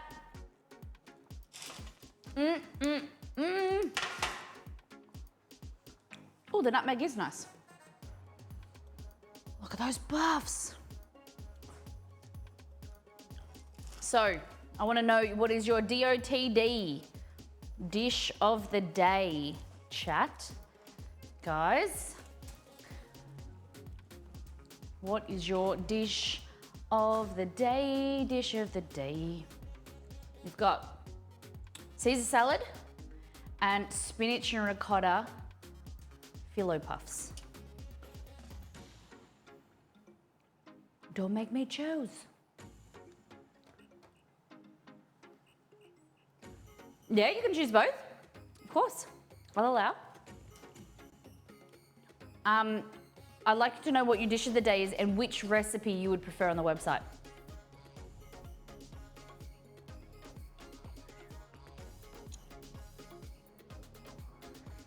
What is your dish of the day and what recipe would you prefer on the, would you like both on the website? Would you like just the puff recipe? Which one would you make?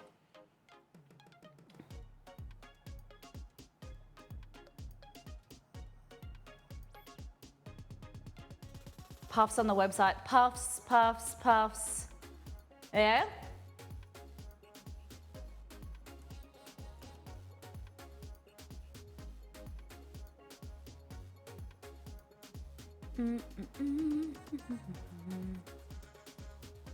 Both, okay.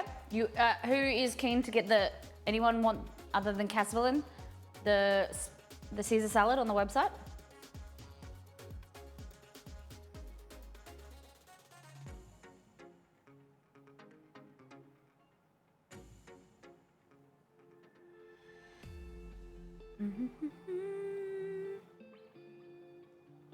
I think both, fantastic. Okay.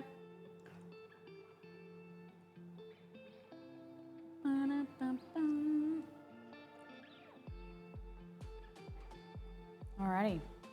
So this is a traditional style Caesar salad. You can use the mayo, whatever you've got, but I will be teaching you guys. I'll probably, I don't know, I might not put this on the website now because I think that I want to teach you how to make a mayo from scratch first. But yeah, I think, I'll take photos of it today, but I don't think, I'm torn. Because the sauce in there at the moment, the dressing, is just kind of like a mixed together. You can mix it together. You don't really need a blender or immersion blender. But if I do a mayo from scratch, you will need something. So it's a bit more effort. These are super easy. These will no doubt be a winner on the website too. But yes. All right. So it looks amazing. I'm just not a huge salads fan. I appreciate that. I understand. Okay.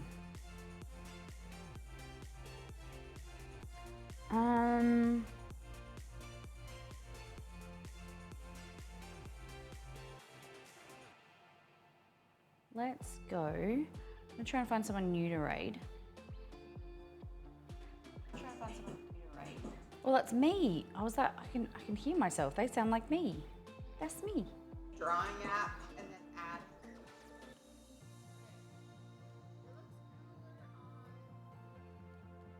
All right. I'd like to see homemade mayo for sure. All right.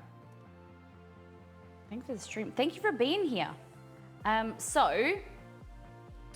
you everyone for being here. We'll be back on Wednesday. Monday, Wednesday, Friday is our stream schedule. Oh, there's a bit of bacon. You can go there. So next time on is one pot Tuscan chicken. So really delicious recipe that I've made off stream. It can be made like without chili, or it can be made like a little bit spicier if you want to, using sun-dried tomatoes. It's really creamy, it's really delicious on its own, pasta, rice, whatever you want to take it to, like to level it up. And then we're doing a no-bake chocolate peanut butter slice as well. So we're using Rice Krispies, or we call them rice bubbles, and they're yum. So it's gonna be a fun stream. One day, 20 hours and 34 minutes. Thank you for those who have supported the channel today. Grumpy Gamer resub for 38 months, Casvalin for 2 months, M Jessup for 9, and Zephyrin rated. So thank you everybody for supporting the channel. Really appreciate you. Take care, brush your hair, be good to yourself and those around you. I really want to let you guys know how much I appreciate when you copy and paste the raid call message into the chat when we raid. I know even messaging me to tell, like sometimes it might be follower only and I can't see when I raid. Sometimes I check, but if you copy and paste it, it really makes a difference. Just to, you know, it shows off our community and makes an entrance when we go over and send our community over. They know that the people are there and they can welcome you in. But yeah, we're gonna go raid Sally Wallach. I think that's how you pronounce her name. She's making some cookies, it seems. Someone new I've never raided before, I haven't seen.